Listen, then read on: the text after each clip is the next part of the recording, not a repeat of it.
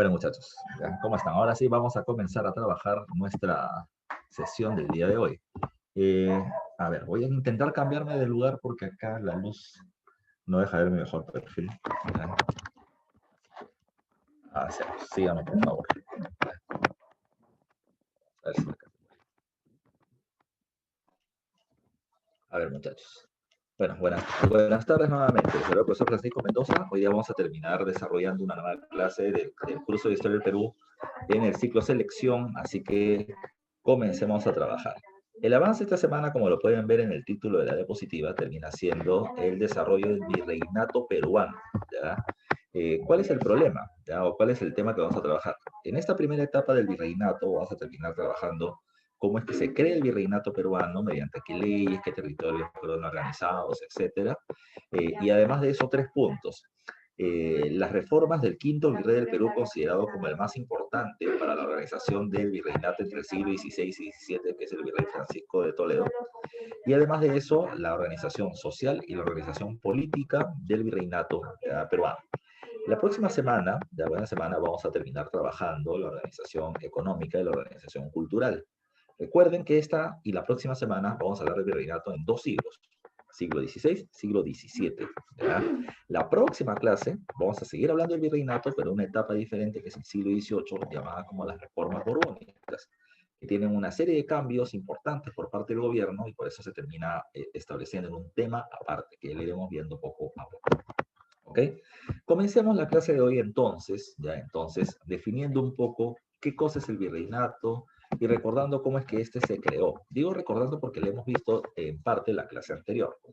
A ver, comencemos por una cuestión básica.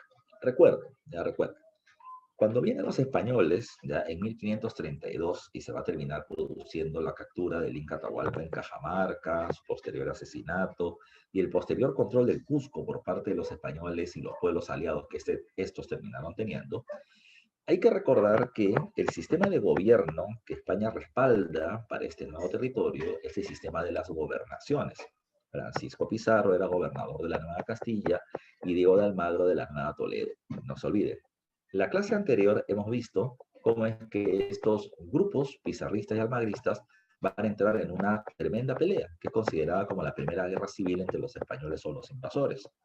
Recuerden que Francisco Pizarro y Diego de Almagro, los líderes, se peleaban por la posesión del Cusco dentro de sus gobernaciones, mientras que los seguidores de uno y otro líder peleaban para poder obtener o mantener mejores encomiendas.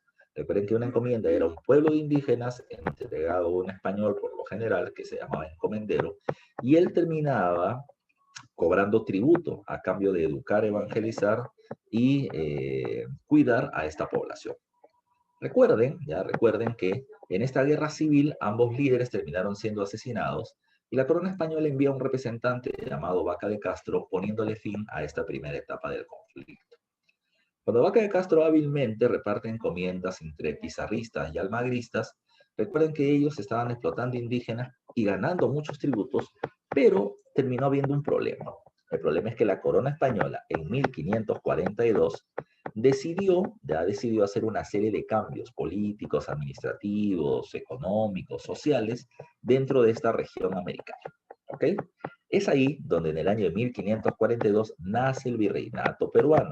Por eso en el título de la diapositiva puedes ver tú que dice Virreinato Peruano 1542. En ese año se inicia el virreinato. ¿Qué es el virreinato entonces? Ahí nos ponemos con un pequeño concepto.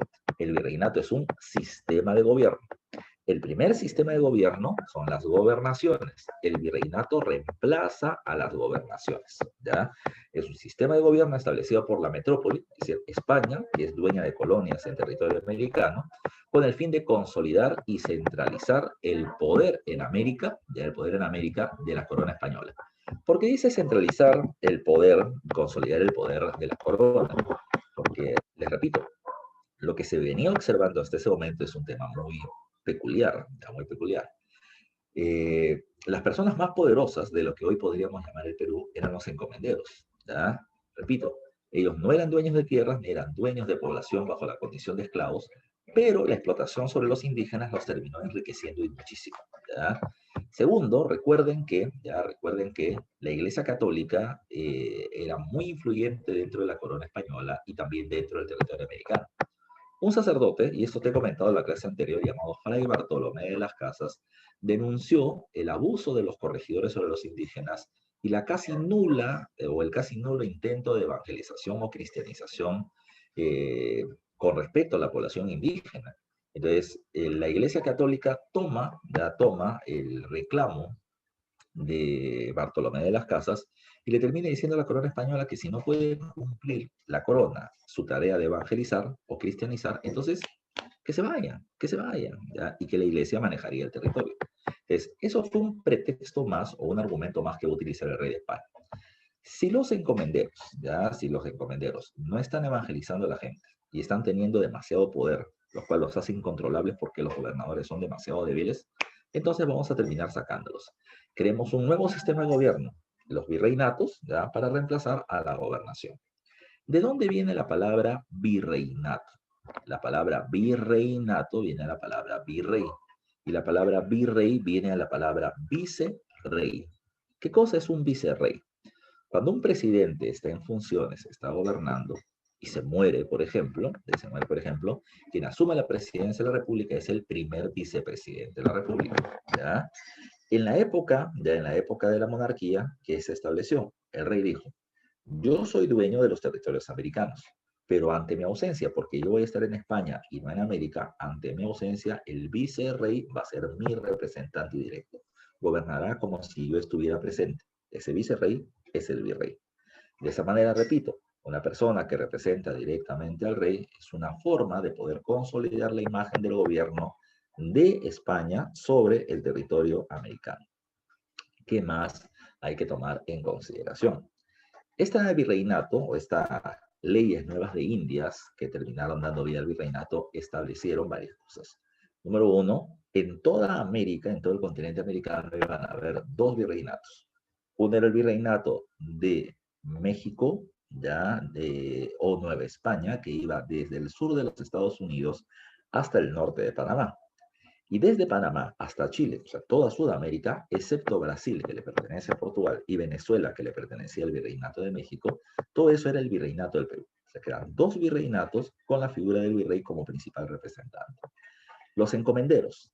Las encomiendas que se habían entregado a los españoles que habían participado del proceso de invasión al Tahuantinsuyo eran entregadas a perpetuidad y de manera hereditaria. En castellano, se le entregaba a un encomendero, un grupo de indígenas, y ese grupo de indígenas iba a ser protegido, educado y evangelizado por ellos, y a cambio iban a recibir tributo hasta que ellos se mueran. Era, repito, la encomienda terminaba siendo perpetua, pero además era hereditaria, porque esta encomienda pasaba a los hijos, a los nietos, a los bisnietos y a toda la generación, asegurándose grandes beneficios económicos permanentes a futuro para toda la familia. Pero ahora la corona toma una medida diferente. ¿Ya? Ahora la corona establece que las encomiendas pasan a ser de una o de dos vidas. ¿Ya? ¿Cómo era la encomienda de una vida? Si el encomendero que le habían dado a este pueblo indígena moría, los indios pasaban a cuidado del gobierno virreinal. Si la encomienda era de dos vidas, lo tenía el encomendero y su hijo, pero ya no el nieto, que sería una tercera. ¿Qué generó ello? Lo vimos la vez pasada, terminó generando la propuesta o la protesta, terminó generando la protesta de los encomenderos y aparece la Segunda Guerra Civil, la rebelión de los grandes encomenderos encabezados por Gonzalo Pizarro, que mataron al primer virrey del Perú y van a terminar estableciendo, además de eso, un intento de independencia con respecto a España, pero derrotado en la batalla de Jaquijahuara. ¿Ok? Entonces, vuelvo a insistir, ¿qué otra cosa más establece el virreinato peruano? El virreinato peruano, o las leyes nuevas de India que dieron vida al virreinato y eliminaron la perpetuidad de las encomiendas, también establecieron otros aspectos. Establecieron, por ejemplo, que el indio era un ser humano que tenía alma. Tercero, de que iban a ser súbditos del rey, protegidos por el monarca a través del sistema judicial de la Real Audiencia, pero además que tenían que pagar tributo o impuestos al monarca, ya no al encomendero. Por otro lado, Eso como puntos principales. Entonces, desde 1542, leyes nuevas de Indias, nace el virreinato peruano. Profe, y en el título tú terminas poniendo hasta 1821/1824. ¿Por qué pones eso? Es que ese es el periodo de existencia del virreinato. Algunos autores dicen que la independencia dura hasta 1821, en que San Martín proclama la independencia del Perú. Y otros autores dicen que no, que se tiene que contar hasta 1824, porque los españoles todavía seguían en el territorio peruano siendo una amenaza para la independencia hasta que van a ser derrotados en la batalla de Ayacucho por parte de las tropas de Simón Bolívar y la corriente libertadora del norte. Entonces, repito, ya sea 1821 o 1824, este sistema del virreinato nace en 1542 y tiene casi 300 años de vigencia. ¿Ya? A ver, comencemos entonces. 3 puntos tenemos que ver dentro de la clase de hoy, como te decía. Las reformas del virrey Toledo, la organización social y la organización política virreinal. Comencemos con la organización o comencemos con la reforma del virrey Toledo. El virrey Toledo es el quinto virrey del Perú, es el quinto virrey del Perú y va a gobernar entre el año de 1569 y 1581, durante 12 años. Ya durante 12 años. Profesor, ¿quiénes fueron los primeros virreyes? El primer virrey ni gobernó, ya es Blasco Núñez de Vela. Luego está Hurtado de Mendoza, Andrés de Mendoza. Hay varios que están antes de Toledo, pero ninguno como el virrey Toledo. ¿Ya? Toledo es considerado, y precisamente está acá en la diapositiva, Toledo es considerado como el personaje que reorganiza y organiza en general el virreinato del Perú en favor de la corona española. Las medidas que tomó Toledo van a ser tan importantes que van a ser la base del gobierno virreinal entre los siglos XVI y XVII. ¿Ya? Es considerado, repito, como el principal organizador del virreinato en favor de la corona española y cuyas medidas van a ser la base fundamental de la organización virreinal entre los siglos XVI y XVII, de ahí su trascendencia o importancia. Pero, ¿por qué Toledo o qué hizo Toledo que lo hace tan importante? Bueno, para eso tenemos que retroceder algunos años. Cuando Pedro de la Gasca derrota a los encomenderos rebeldes y estuvo presente como gobernador en el Perú, un indígena encontró en lo que hoy vendría a ser la provincia de Potosí, en el actual país de Bolivia, que antes era llamado el Alto Perú, se encontró una mina, un cerro que bautizó con el nombre del Cerro Rico. ¿Por qué? Porque tú golpeabas el cerro, ¿verdad? Golpeabas el cerro y terminaba saliendo plata pura en su superficie. Entonces, cuando el gobierno se enteró de ello, comenzaron a hacer una fuerte explotación del Cerro Rico y los diversos centros mineros de la provincia de Potosí. La corona española ganó un montón de plata, porque la corona se quedaba con el 20% de la producción minera a través de un impuesto llamado el Quinto Real, y la corona española se enriqueció gracias a las minas de Potosí. Pero, pasados los años, apareció un problema. Ya no había tanta plata pura en la superficie del cerro. ¿Ya? Y la plata que se podía sacar se tenía que sacar de las entrañas, del interior del cerro. Por eso se tenían que abrir huecos en el cerro llamados socavones. El problema es que la plata ya no era pura, pura. Era mineral pateado, se le llama. Era una mezcla entre plata, cobre, zinc, plomo, estaño, ¿ya? Etcétera, todo junto. La calidad y el precio de la plata obtenida de Potosí cayó. Por eso mismo, uno de los objetivos que él tiene que cumplir al venir al territorio peruano como su quinto virrey era incrementar la producción minera de la zona de Potosí. Ese es uno de sus grandes objetivos, ¿eh? Incrementar la producción minera de la zona de Potosí. ¿Ya? Ahora, ¿cómo hacerlo? ¿Ya? ¿Cómo hacerlo? ¿Ya? Entonces, lo que va a terminar haciendo Toledo es lo siguiente. En Europa, en Alemania, y ya se estaba practicando también en el Perú, pero en menor escala, se terminó utilizando un sistema llamado como el sistema de la amalgama de mercurio. ¿Qué era eso? El mercurio, recuerden que es un metal raro, porque es un metal líquido. Lo que se iba usando era esto. Se venían poniendo grandes piscinas, ¿ya? Pongámoslo así, piscinas de mercurio, ¿ya? El mercurio era elevado a altas temperaturas y estaba precisamente hirviendo en estado líquido. Y lo que se hacía era esto. El metal que tú sacabas de Potosí, este metal de plata, plomo, zinc, todo junto, lo fundían. Es decir, lo terminaban pasando por un proceso químico de calentamiento, lo derretían y lo tiraban sobre las piscinas de mercurio. ¿Qué era lo interesante? El mercurio separa los metales por peso atómico. Así que la plata se iba por acá, el zinc por acá, el cobre por acá y el estaño por otro lado. Así que de esa manera se volvía a obtener plata de buena calidad. Solo había un gran problema. El mercurio es un metal muy escaso, ¿ya?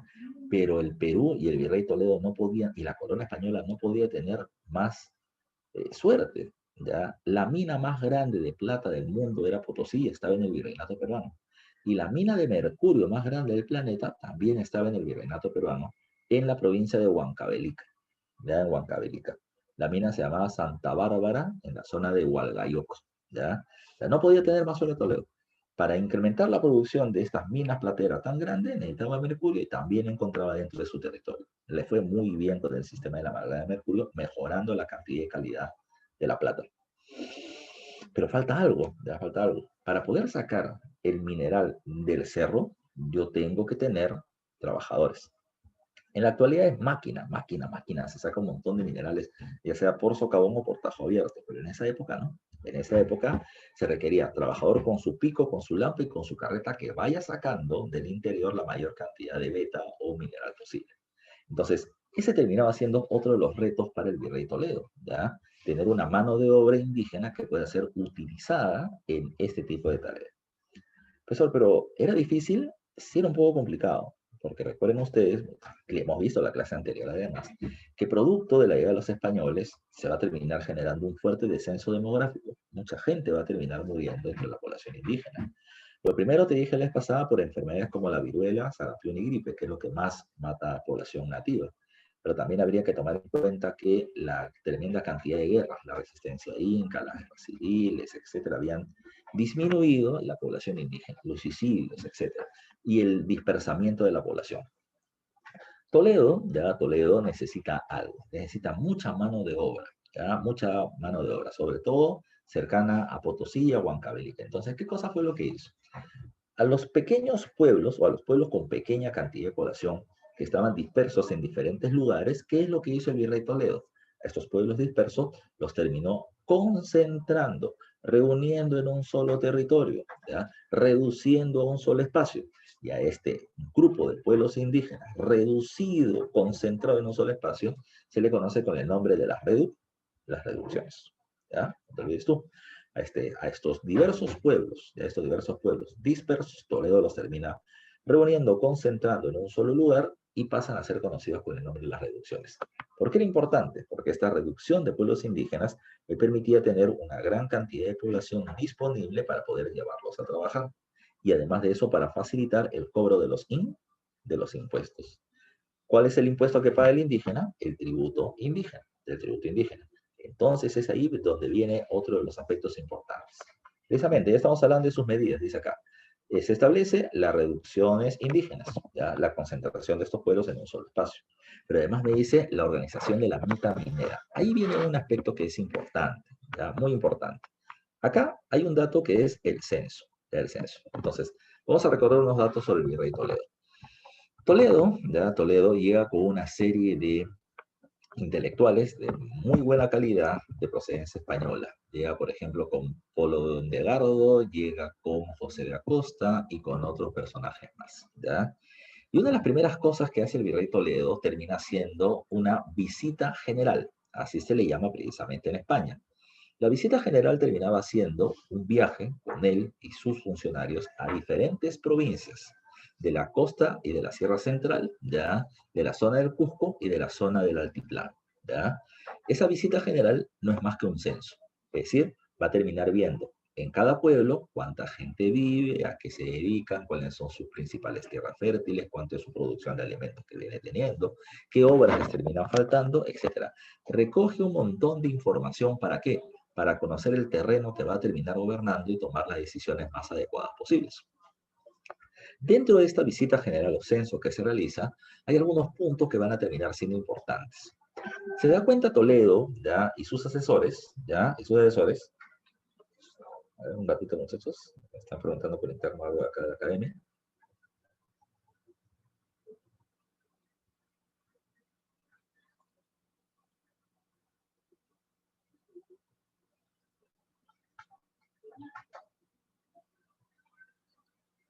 Un momentito, muchachos. Un momentito.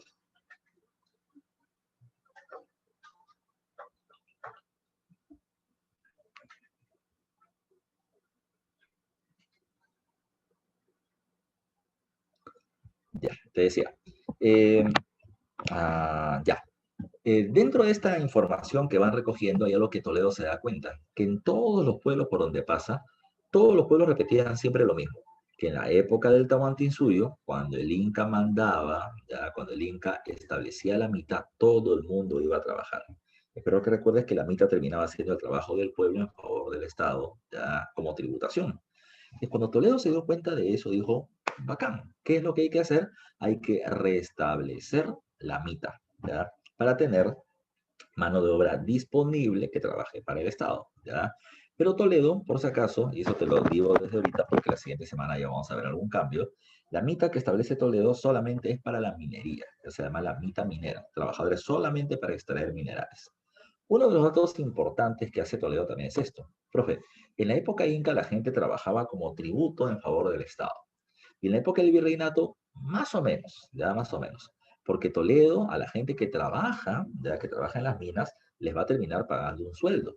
Profesor, ¿y por qué les tiene que pagar si puede terminar simplemente explotándolo? ¿Quién va a reclamar? Los indígenas iban a reclamar. Porque de acuerdo a la ley, los indígenas terminan siendo humanos, ya humanos.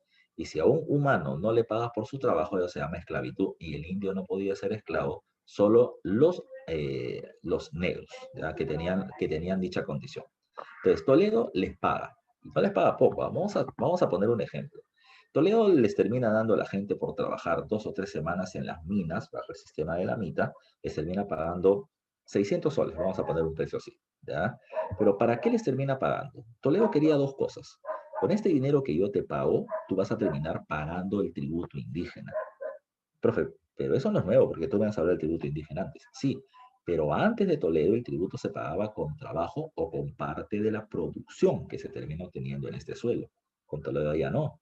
Con Toledo tú vas a tener que pagar en dinero. Por eso dice acá, tasación del tributo en dinero. ¿Ya? Tasación del tributo en dinero. Y lo otro es que, a pesar de que tú pagues el tributo, te queda plata. Y eso es una pregunta de examen de admisión. Cuando a ti te quedaba plata, ¿qué hacías con esa plata? La tenías que gastar, tiene que circular el dinero. Entonces, Toledo le daba dinero a la gente ¿para qué? Para que compre y venda cosas, para que se inserte en el mercado. Recuerden que desde la época de Cristóbal Colón se quiso hacer eso, pero la población siempre rechazaba el sistema monetario porque prefería el trueque. Pero ahora no. Toledo impone ya el pago de un salario para que puedas pagar tributo y puedas insertarte al mercado. Las reducciones, por si acaso, antes que me vaya con este dato, las reducciones eran una suerte de pequeña villa española, es decir, se quería organizar a los indígenas como estaban organizados los españoles en Europa.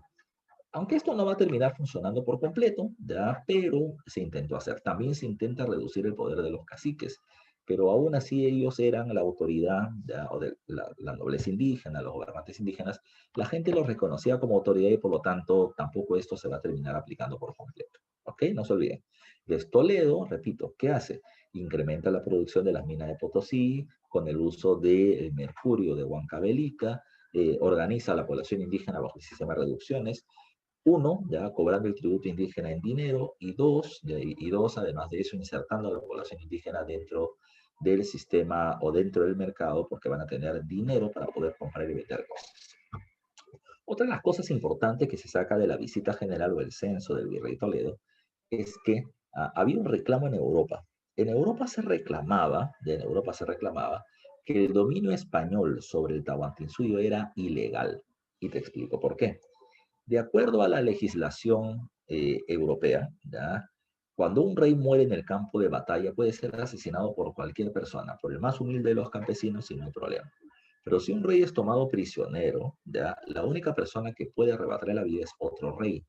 Entonces, ¿cuál era el reclamo en Europa? ¿Ya? Atahualpa era inca, era rey, y quien manda a matar a Atahualpa es Francisco Pizarro, y Francisco Pizarro solo es gobernador. Entonces, la muerte de Atahualpa termina siendo injusta e ilegal porque lo hace alguien de un menor rango. La visita general de Toledo hizo de que sus personajes más cercanos, terminen estableciendo lo siguiente. Van a terminar haciendo ellos crónicas. Polón de Gardo, Matienzos, José de Acosta van a escribir crónicas, es decir, lo que están viendo y lo que le están contando a la población indígena, producto de esta visita general que han hecho. Y una de las cosas en las que ellos van a terminar recurriendo es en el tema del tributo, disculpen, en el tema de la muerte de Atahualpa. ¿Murió Atahualpa a mano de Francisco Pizarro? Sí, correcto, nadie lo termina dudando. Pero ¿quién era Atahualpa? Van a decir ellos en sus crónicas. Atahualpa no era inca. El inca, el rey, era Huáscar, que había sido asesinado por su hermano Atahualpa, ¿ya? Por su hermano Atahualpa. Entonces, en términos europeos, Atahualpa es un tirano, un personaje que llegó al gobierno por el uso de la fuerza, ¿ya? Pero que además de eso no se ha proclamado aún como gobernante en el Cusco. O sea, es un personaje que está gobernando, pero que no es realmente el rey. Entonces, no hemos hecho ningún acto ilegal porque Atahualpa no era inca y segundo porque la familia Huáscar apoyó a los españoles en invadir el Tahuantinsuyo para garantizar la continuidad de su poder. Con eso se justificaba la invasión española. Un último dato. En ese momento, ya en este momento en que Toledo es el virrey del Perú por acá, el rey de España es Felipe II. Y en ese contexto se viene produciendo algo llamado con el nombre de la Contrarreforma. ¿Qué es la Contrarreforma? Es el intento por parte de la Iglesia Católica de frenar la expansión protestante. Luteranos, calvinistas, anglicanos, puritanos, hugonotes amenazaban el poder de la Iglesia Católica y se terminó creando una alianza, ¿ya? La Santa Liga, la Santa Liga estaba creada por Venecia, uno de los reinos de Italia, España y la Iglesia Católica, de la Iglesia Católica. Una de las cosas ya con el que se intenta frenar el avance de los protestantes en Europa es a través del Tribunal del Santo Oficio de la Inquisición o Tribunal de la Santa Inquisición. Recuerden que ese tribunal va a terminar castigando, persiguiendo y castigando a los herejes. ¿Quién era el hereje? Aquel que se desvía de la pureza de la fe católica y que por lo tanto le está criticando. Entonces, si esto se estaba haciendo en Europa, lo que está buscando España es evitar que en América, uno, ya se difunda el protestantismo y por lo tanto, dos, se proteja la Iglesia Católica.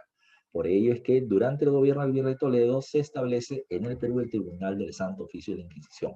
Vuelvo a repetir, porque ha sido pregunta de examen. ¿Para qué servía el Tribunal de Santo Oficio en la Inquisición? Para castigar a los herejes. ¿Quién era hereje? Aquel que se desvía o que critica o que actúa en contra de la moral católica, aquel que está en contra de la forma en la que la Iglesia Católica dice que debe actuar. Profesor, ¿por qué me podía juzgar el Tribunal de Santo Oficio? Me podría juzgar, por ejemplo, por marrano, ya por marrano o por judaizante. Es decir, si tú has sido bautizado católico, pero tienes prácticas de la religión judía, entonces automáticamente te terminaban procesando legalmente en el Santo Oficio y te podían dar pena de muerte por protestante también.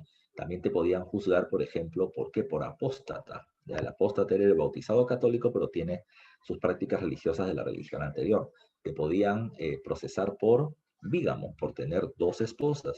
Te podían acusar de incestuoso, de terminar teniendo relaciones sexuales con tu esposo y con un miembro de tu familia, ¿ya? Hermana, mamá, hijos, sobrinos, etc.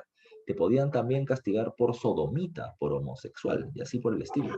Eso era, ¿a quién castigaban? ¿A quién enjuiciaban? ¿Hombres, mujeres y niños?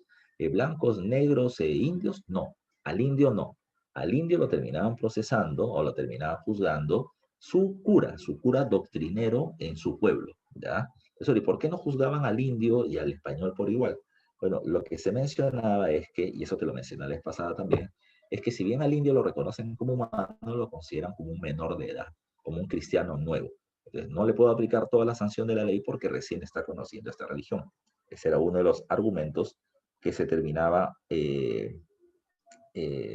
digamos así, estableciendo. ¿Ok? ¿Ya? Segundo punto, ¿ya? Siguiente punto, ¿ya? Siguiente punto.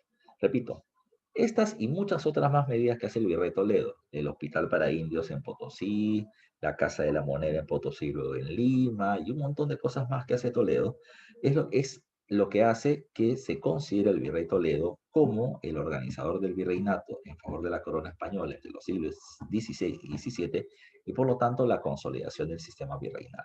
¿Ya? Es un tema muy interesante. Toledo es uno de los personajes más apasionantes del virreinato. Es un muy buen gobernante, ¿ya? Para interés español, porque también va a terminar generando muchos cambios dentro de la población indígena. Pero vámonos al otro punto, ¿ya? Vámonos al punto de la organización social y la organización política que nos corresponde trabajar. En el aspecto social, estoy poniendo un concepto de los muchos que terminan intentando organizar la sociedad peruana. del virreinato. ¿Por qué lo digo así? Porque, hay muchas formas de entrada de este tema, ya, de este tema. También es un tema bien bacán, la organización social. Me dice acá, hay una sociedad de carácter tripartita. Profesor, ¿qué significa tripartita? Tri, ya, que significa tres, partita, dividida, ya, partida. Cuando hablamos de una sociedad tripartita, significa que el virreinato estaba dividido en tres grupos, ya, en tres grupos, que venían estando ligados a factores como factores de raza. ¿Ya? ¿A qué me refiero con eso? Uno de los grupos terminaban siendo la población blanca, otros terminaban siendo los indios y otros terminaban siendo los negros. ¿Ya? Entonces, no hay que olvidar eso. Una de las formas de poder dividir a la sociedad era en base al factor racial. Blanco, indio y negro. ¿Ya? En esa jerarquía, blanco más que el indio más que el negro, porque el negro no tiene alma y es esclavo. ¿Ya? Esto es la jerarquización en base precisamente al factor racial, que también podía ser de acuerdo al factor de nacimiento. ¿Ya? Factor de nacimiento. Yo recuerdo cuando estudiaba mi pregrado en la universidad, en tercer año nos vino a enseñar virreinato peruano una profesora española, Patricia Martínez y Álvarez, que le perdí el rastro a la profesora, muy, muy buena profesora. Patricia Martínez nos decía esto: la sociedad virreinal peruana estaba jerarquizada en base a tres elementos, ¿ya? Lugar de nacimiento, color de piel, y si eres católico no lo eres, ¿ya? Ahora, entonces, ¿qué pasaba? ¿Tienes a quién? Tienes al español, al criollo, ¿ya? Y al indio, ¿ya? Al cacique, ¿ya? Al cacique. ¿Qué pasaba con el español, el criollo y el indio? El español ha nacido en España, además de eso es blanco y además de eso es católico. Tiene 3 check de 3. Nota 20, aprobatoria. Es el sector social más influyente y poderoso. El segundo nivel es el criollo. El criollo, como ya lo vamos a ver en un rato, son los descendientes de españoles, pero nacidos en el territorio americano. El criollo no ha nacido en España, pero sí es blanco y católico. Tiene 2 de 3. ¿Ya? Tiene 2 de 3. Y el indígena no ha nacido en España, no es blanco, pero sí se ha convertido al catolicismo. Tiene 1 de 3 y ahí se puede ver la jerarquía social. ¿Ya? La jerarquía social. Entonces, ese factor, esos factores van a ser factores de intento de acomodación de quién tiene más poder que otro dentro de este sistema. ¿Ya? El otro factor es el linaje. Profesor, ¿qué es eso del linaje? Linaje es si tu familia es noble o no lo es. Si tú tienes ancestros nobles y tú también tienes un título de nobleza, eso te pone por encima de la población común y corriente. ¿Ya? Ahora, había noble español y había noble indígena. Entre el noble español y el noble indígena, por factor racial, el noble español o el noble criollo terminaba teniendo más poder que el noble indígena.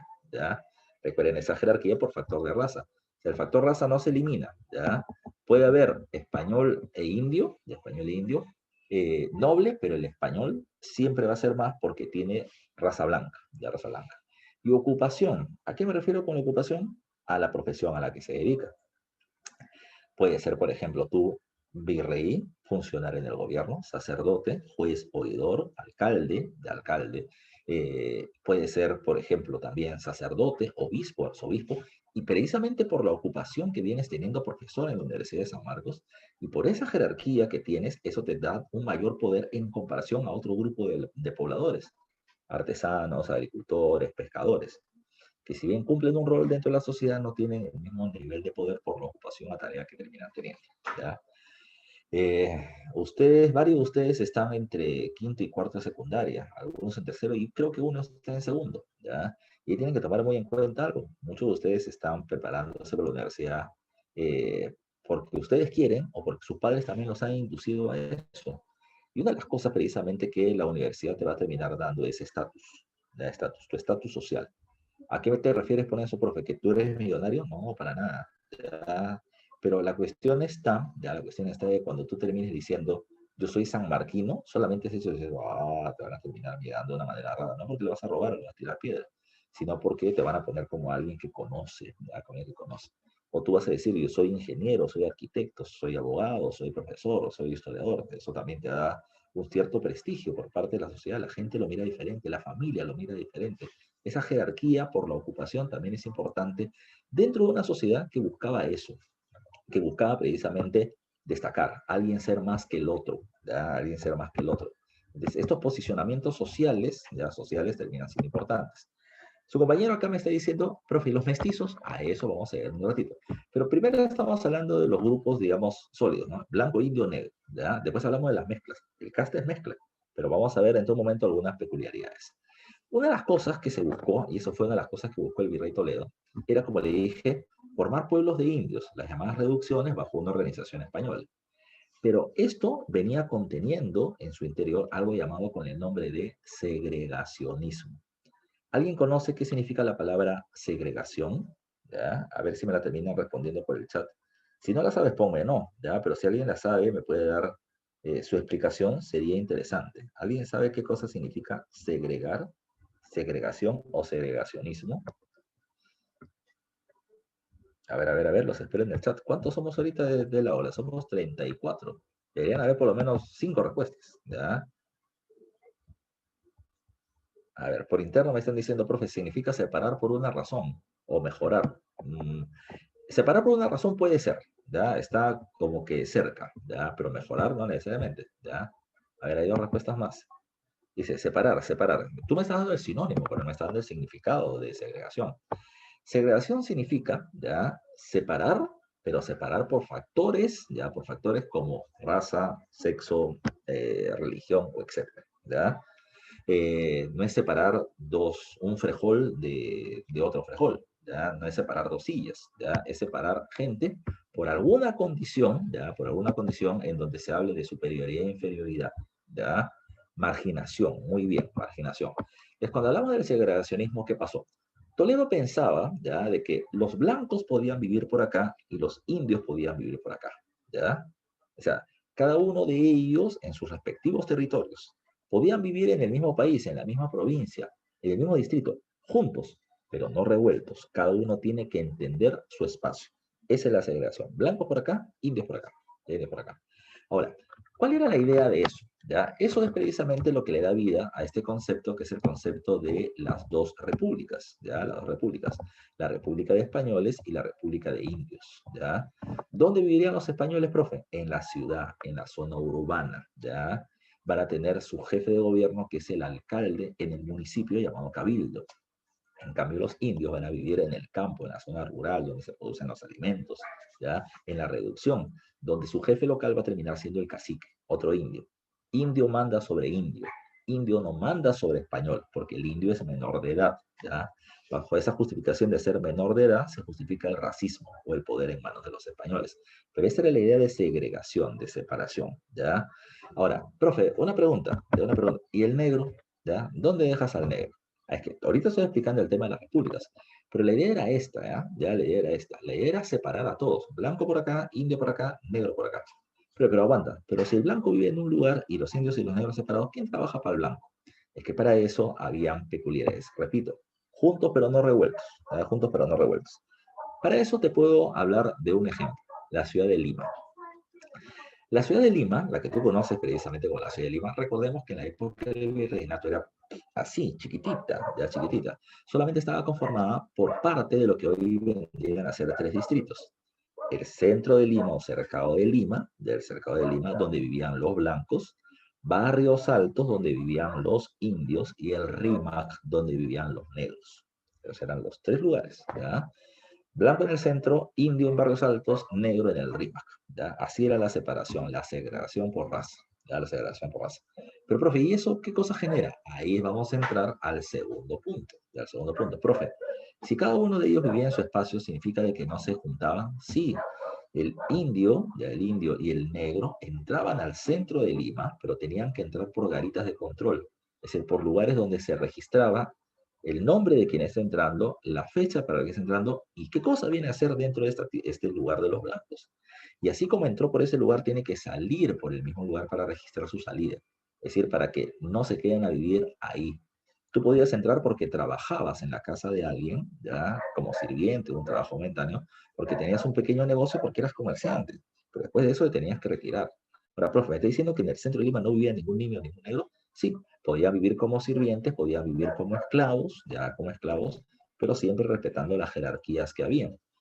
Esa es parte de esta división jerárquica de la sociedad virreinal que termina existiendo.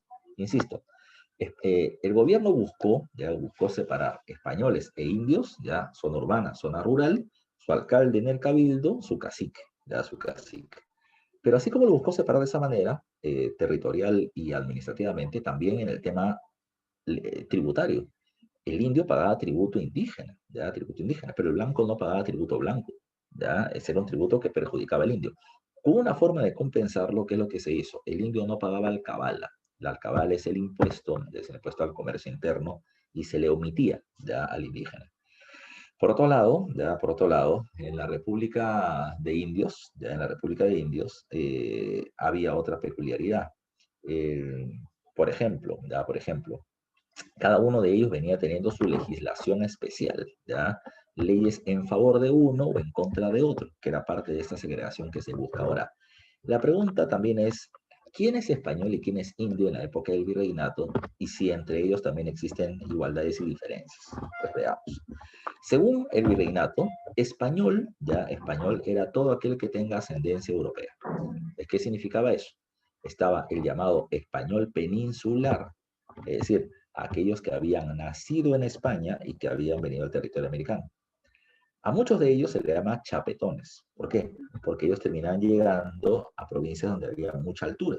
El producto de la altura no solamente les daba soroche, sino que la parte de las mejillas se les terminaba poniendo rojitas, se les salían chapas, por eso el nombre de chapetones. ¿Ya? Pero también está ya el español americano, el descendiente de españoles, pero nacido en el territorio americano, y eso se le conocen con el nombre de criollos. ¿Ya? Criollos. Entonces, español por ser blanco, podía ser blanco nacido en España o blanco nacido en América. Si eras nacido en España peninsular, si eras nacido en América, criollos, o también llamados indianos. ¿Ya? Indianos. Ahora dice, lograron fortuna, posición social, influencia política dividida. Te explico, ya te explico. Porque no todos los peninsulares eran iguales y no todos los criollos eran iguales. ¿Ya? Entre ellos hay una jerarquía por posición social. Si eres noble o no eres noble. No eres noble. Profesor, ¿cómo se hizo esto? Pues te explico. Vamos nuevamente al tema de la organización del virreinato, y pasa esto. Mira, recuerden que los primeros españoles que llegan quieren ser señores feudales, ser dueños de tierras y trabajadores que le tributan. Pero la corona española no les da tierra en propiedad, pero sí población tributaria, las encomiendas, ya las encomiendas. Ahora, eso fue para los primeros invasores, porque los primeros invasores son gente del pueblo, ruda, algunos de ellos habían sido delincuentes, ladrones. La primera oleada de españoles vienen a pelear, ¿ya? A someter al Tahuantinsuyo, a imponer el poder español. Pero una vez que ya se estableció eso, nace el virreinato y se establece Estado, virrey, sistema judicial, ¿ya? Cobro de tributos, administración del dinero, ¿ya? Organización de las provincias. Entonces, yo necesito para crear el virreinato funcionarios con experiencia. Y estos funcionarios con experiencia, ¿dónde están? Están en España. Entonces, yo los tengo que convencer para que vengan de una España, de una Europa civilizada, a un pueblo que recién se está haciendo. ¿Cómo los puedo atraer? Con dinero, ¿ya? Y con beneficios. Entonces, si tú en España eras un conde, tenías tu título de nobleza, entonces le decían, vienes al Perú y yo te termino nombrando duque o marqués, un grado mayor. Si tú allá ganas, como funcionario del gobierno, 3.000 pesos de plata, pues acá vienes y te pago 8.000, ¿ya? Si allá tú eres dueño de 50 hectáreas de tierras, vienes acá y te doy 300. Entonces, bajo ese impulso ya comienzan a llegar funcionarios experimentados para poder crear el virreinato, ¿ya? Para poder crear el virreinato. Ahora, eso hace de que muchos españoles nobles vengan al Perú, y eso se le llama nobleza peninsular. El que es el descendiente de españoles tan nobles y que acaban a conseguir sus títulos, ¿ya? ¿Cómo los consiguen? Los consiguen porque la corona española se los otorga por alguna tarea muy favorable en favor de la corona, o los consiguen porque los terminan comprando. Eso lo aguanta, pero ¿y cómo compran un título? ¿Era fácil? No, no, no, no, no. Hay momentos en que la corona española venía teniendo problemas económicos, como guerras, por ejemplo, y en ese momento en que le faltaba plata, ¿qué es lo que hacía? Comenzaba a vender título de nobleza, cargo de gobierno, y los criollos que querían ser parte de la jerarquía, de la posición social, de tener un cargo, de tener un título, los compraban, ya los compraban, ya. ¿Cómo conseguían dinero? Te lo explico la próxima semana, pero principalmente por el contrabando. Entonces, repito, si tú eras español, ¿ya? Si tú eras nacido en España, tenías una posición social mayor que el que había nacido en América, ¿ya? Pero también recuerden que no era todo así, porque entre ellos también había un grupo que era noble y otro que no lo era, No todo español es noble, no todo criollo es noble, son un pequeño grupo nada más y ellos son los que tienen los mayores beneficios. Profe, ¿el peninsular y el criollo, por ejemplo, tenían acceso a la educación? Mira, inicialmente la educación era solo para la nobleza, pero luego se amplió a todos aquellos que puedan pagar, siempre y cuando no fueran indios o mestizos, o negros, o menos negros. Había también jerarquizaciones para el acceso al sistema educativo. Entonces, es parte de las diferencias que ellos terminaban teniendo. Pero es una pregunta, ¿el noble peninsular y el noble criollo podían obtener los mismos cargos de gobierno? Y la respuesta es que todos los cargos del gobierno virreinal podían ser compartidos por ellos, por criollo y por español. Cargos como cuál, como el cargo de corregidor o gobernador de provincia. Cargo también como, por ejemplo, el cargo de oidor o juez de la Real Audiencia. Cargo como el cargo de canciller, pero el único cargo al cual no puede acceder un criollo es al cargo de virrey. El virrey sí tenía que ser nacido en España, ya nacido en España. Ese era uno de los requisitos fundamentales para ello. ¿Ok?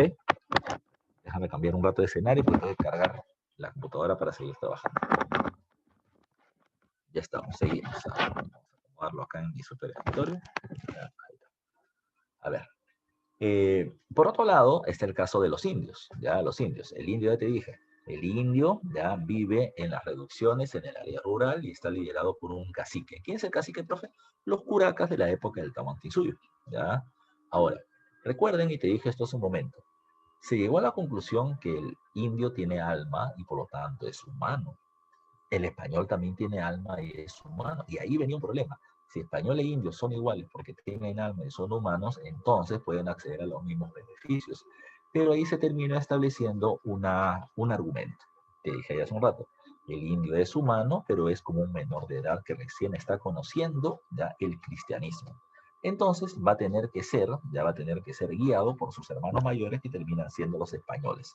Es bajo el argumento de que eran menores de edad o hermanos menores siempre estaban supeditados o sometidos a un español, ¿ya? Sometidos a un español. Como te dije hace un rato, indio manda sobre indio. El indio puede ser un cacique que dirige a otros indígenas, pero el indio no puede dirigir a un español, porque el menor de edad no le puede decir al mayor qué cosa es lo que debe hacer, ¿ya? No se olviden ustedes de ese argumento, ¿ya? Ahora, entre la población indígena había una clara diferencia. Estaba el indio noble y estaba el indio que no lo era. Ya, recuerden, ¿ah? Estaba el indio noble y el indio que no era noble, el llamado indio del común. Ya, el llamado indio del común. Ya, no te olvides tú. Entonces, profe, ¿quiénes eran ellos? ¿Qué hacían? ¿Qué función tenían? Ahorita lo vamos a pasar a recordar. Repito, ¿ah? Tienes al indio noble y tienes al indio del común. Al indio del común. Entonces, ¿qué es lo que encontramos? El indio noble o nobleza indígena terminaban siendo los caciques o líderes de los pueblos indígenas y sus descendientes. De la misma manera también se les terminaba tratando a las panacas. Espero que recuerden que las panacas eran las familias de los incas. Entonces, aquellas familias de los incas que se pusieron del lado de los españoles terminaban teniendo un grado de jerarquía alto dentro de la organización social virreinal. Estos personajes gobernaban a las reducciones y a los pueblos indígenas, ¿ya? Estos personajes son los que cobran el tributo indígena, pero luego se lo pasan a un funcionario español que está por encima de ellos, que es el corregidor. Estos funcionarios son los que organizan el trabajo de los indígenas en favor de la corona española, ¿ya? Estos personajes van a terminar siendo la bisagra. ¿A qué me refiero? ¿Ya? Cuando la corona española quiere que algo se haga, por parte de la población indígena, tributos, trabajos, etcétera, el cacique es el que termina organizando a la gente. Los caciques, precisamente por ello, tenían acceso a un sistema educativo, ¿ya? No estudiaban en las universidades o en los colegios donde estudiaban los blancos. Ellos terminaban teniendo su propio colegio, llamado con el nombre de Colegio de Caciques, ¿ya? El Colegio de Caciques terminaba teniendo dos sedes, uno en Cusco llamado San Francisco de Borja y otro en Lima llamado El Príncipe. Profesor, ¿qué se les enseñaba? Bueno, no se les enseñaba solamente a leer o escribir, lo importante que se les enseñaba a ellos era que se sientan españoles, ¿ya? Ahí me gusta decir eso. La idea era que los caciques se sientan que son blancos, ¿ya? Pero que están encarcelados en el cuerpo de un indio, ¿ya? Se les enseñaba precisamente que ellos eran parte de la burocracia del sistema de gobierno virreinal, que pertenecían a ese mundo español, a ese mundo letrado, pero tienen que hacerlo en favor de la corona española. La idea era que el cacique sirva para hacer cumplir al indígena las leyes y medidas del gobierno. El cacique no tiene que ser, ya no tiene que ser el funcionario que organiza protestas de los indios contra el gobierno. Ya no te olvides tú, ya no te olvides tú. Ella terminaba haciendo su función. ¿Qué más? Así como estaba el indio noble, ya que es el cacique, tenemos al indio que no es noble, al llamado indio del común. Ya, repito, ¿por qué del común? Porque no es noble, ya, porque no es noble. Ahora, estos indios del común también se les conoce con el nombre de indios de cédula. Profe, ¿de dónde aparece el nombre? ¿Qué cosa es lo que significa? Pues vamos a ver por acá, ya vamos a recordarlo. ¿Ya? Mira, cuando hablamos de esto, ya, cuando hablamos de esto, ¿qué pasaba? Por ejemplo, yo he nacido en el Hospital del Empleado, en el Hospital Rebagliat. Por lo tanto, mi partida de nacimiento se encuentra en Jesús María, ¿ya? Y Jesús María pertenece a lo que hoy es la provincia de Lima. Si estuviéramos en el virreinato, ¿ya? Si estuviéramos en el virreinato, yo he sido inscrito, ¿ya? Yo he sido inscrito en el corregimiento o en la provincia de Lima y estoy obligado a tributar, a tributar en dinero y en trabajo en favor del Estado en el lugar donde se ha registrado mi partida de nacimiento. En la época del virreinato eso tiene nombre. Lo que llamamos nosotros como partida de nacimiento es la cédula, ¿ya? Cuando un indígena nacía, ¿ya? Se le llamaba indígena, ¿por qué? Porque su papá es indígena o indio y su mamá también, ¿ya?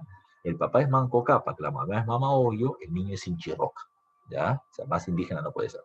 Pero toma en cuenta que este indio va a estar obligado a tributar y a trabajar para el Estado en el lugar donde ha sido registrado su nacimiento. ¿Quién registra su nacimiento? El cacique, que es el que está precisamente dirigiendo a los indígenas. Entonces yo le decía al cacique, cacique, por favor, o sea, yo he trabajado muchísimo, me han explotado precisamente como trabajador y no quiero que lo mismo le pase a mi hijo. Entonces, ¿qué es lo que vamos a hacer? ¿Ya? ¿Qué es lo que vamos a hacer?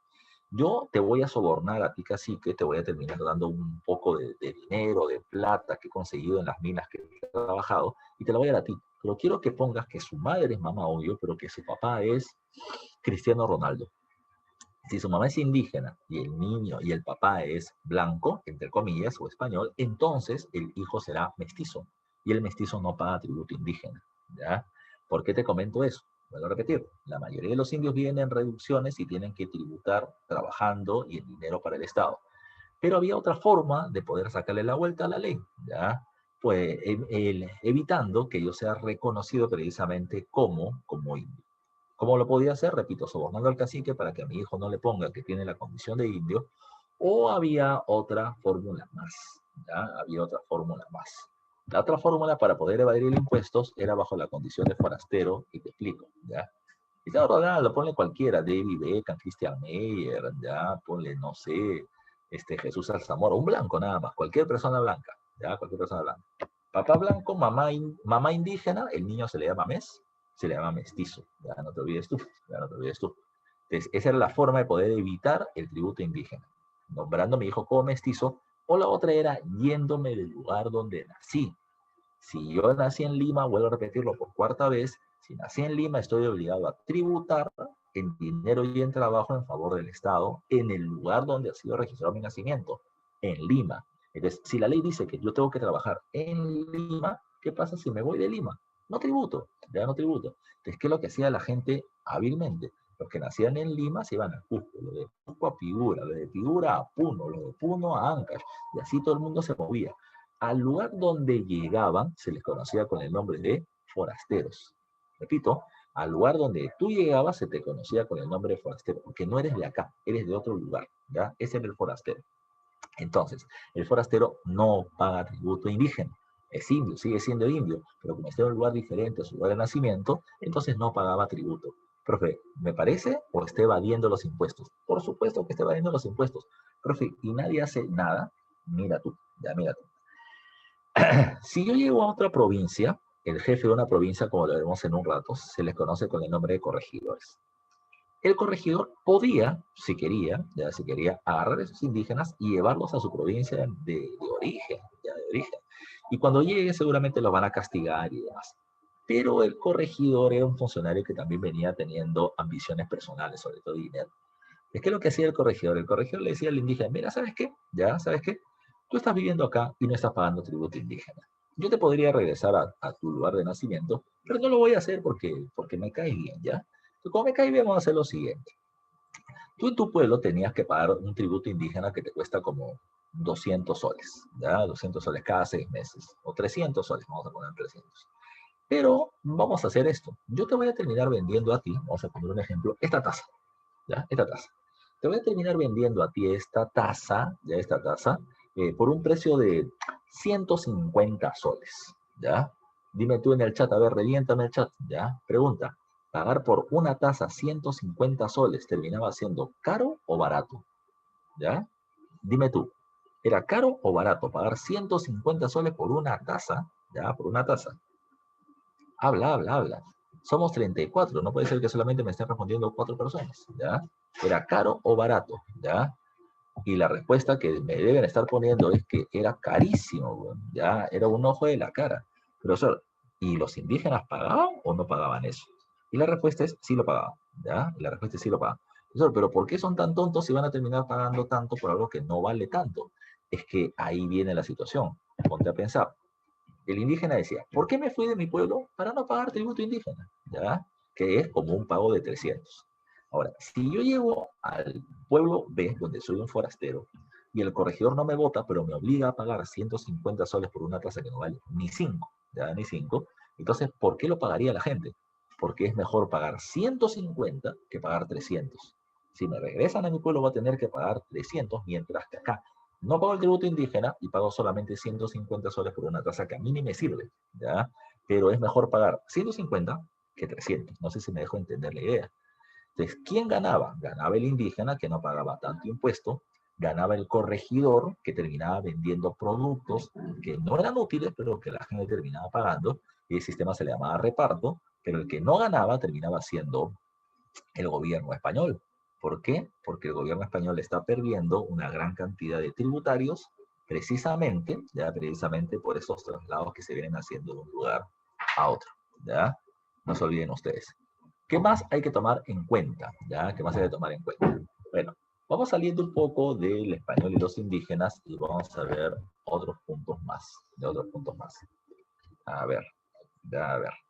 Cuando hablamos del sistema virreinal, ya hace un rato me estaban preguntando por interno, está este tema del sistema de las castas, ¿ya? Eso, ¿y cómo era el sistema de las castas? Pues paso a explicar. Hace un rato te mencioné que la idea era la segregación. Blancos por un lado, indios por un lado, negros por el otro. Eso, ¿dónde estaba el negro? Mira, cuando se comenzó, mira, o vamos a explicar algo que te dije, creo, la clase anterior. Recuerden que en la zona del Atlántico, o sea, en la zona americana en el Atlántico, en el Caribe, Cuba, Puerto Rico, Jamaica, Costa Rica, etcétera, Venezuela misma, Colombia, ¿ya? Tienen una gran cantidad de población afrodescendiente, una gran cantidad de población negra. ¿Por qué? ¿Ya? ¿Por qué?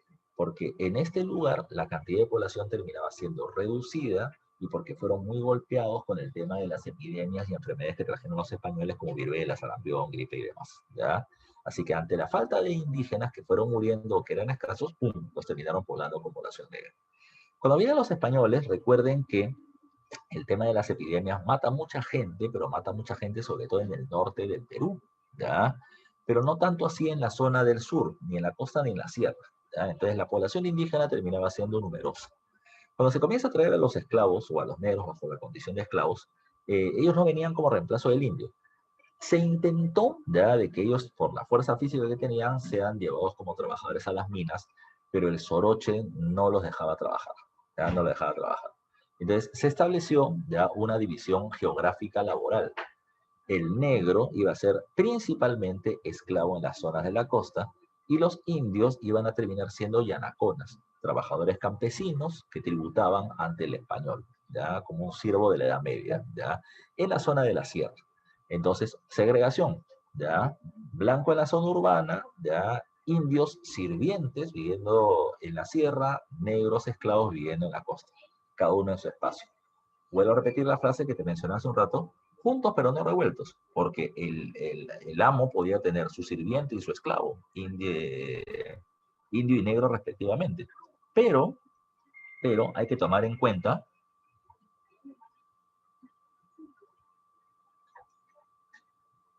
¿ya? Pero hay que tomar en cuenta ciertas peculiaridades, ¿ya? Ciertas peculiaridades. Mira tú, uno de los bienes más preciados, discúlpeme que me pronuncie así, pero uno de los bienes más preciados para el español o para el blanco terminaba siendo la mujer blanca, porque de la mujer va a terminar dependiendo los hijos y que se mantenga, entre comillas, la pureza racial, ¿ya? Entonces, ¿por qué me dices, profe, que termina siendo uno de los bienes más preciados? Porque recuerden, ya, que si una pareja de blancos tenía una hija blanca, y más si eran españoles, ya, ¿qué es lo que hacían inmediatamente? A los 10 años, 11 años de edad, las metían a los conventos para educarlas en parte, pero los conventos en realidad terminaban siendo una suerte de refugio, de una suerte de refugio, en las que las iban educando, sí, pero la idea era mantenerlas ahí y mantenerlas alejadas de otros hombres y mantenerlas vírgenes. A los 15 años de edad se le hacía su respectivo quinceañero, su quino, había su quino en la época también. Pero el quino de la época era una muestra en sociedad de mi hija, blanca, española, joven, refinada, educada y virgen, las terminó mostrando ya ante las familias importantes de mi rango social o más tal vez para ver quién se quiere casar con ella, ya, porque yo tengo una mujer blanca. ¿Quieres hijos blancos? Ahí está mi mujer blanca que puede ser una garantía para ello. Ese punto va a terminar siendo importante, ya va a terminar siendo importante. Insisto, los padres están vendiendo a su hija. Ahora, toma en cuenta que en la época era así.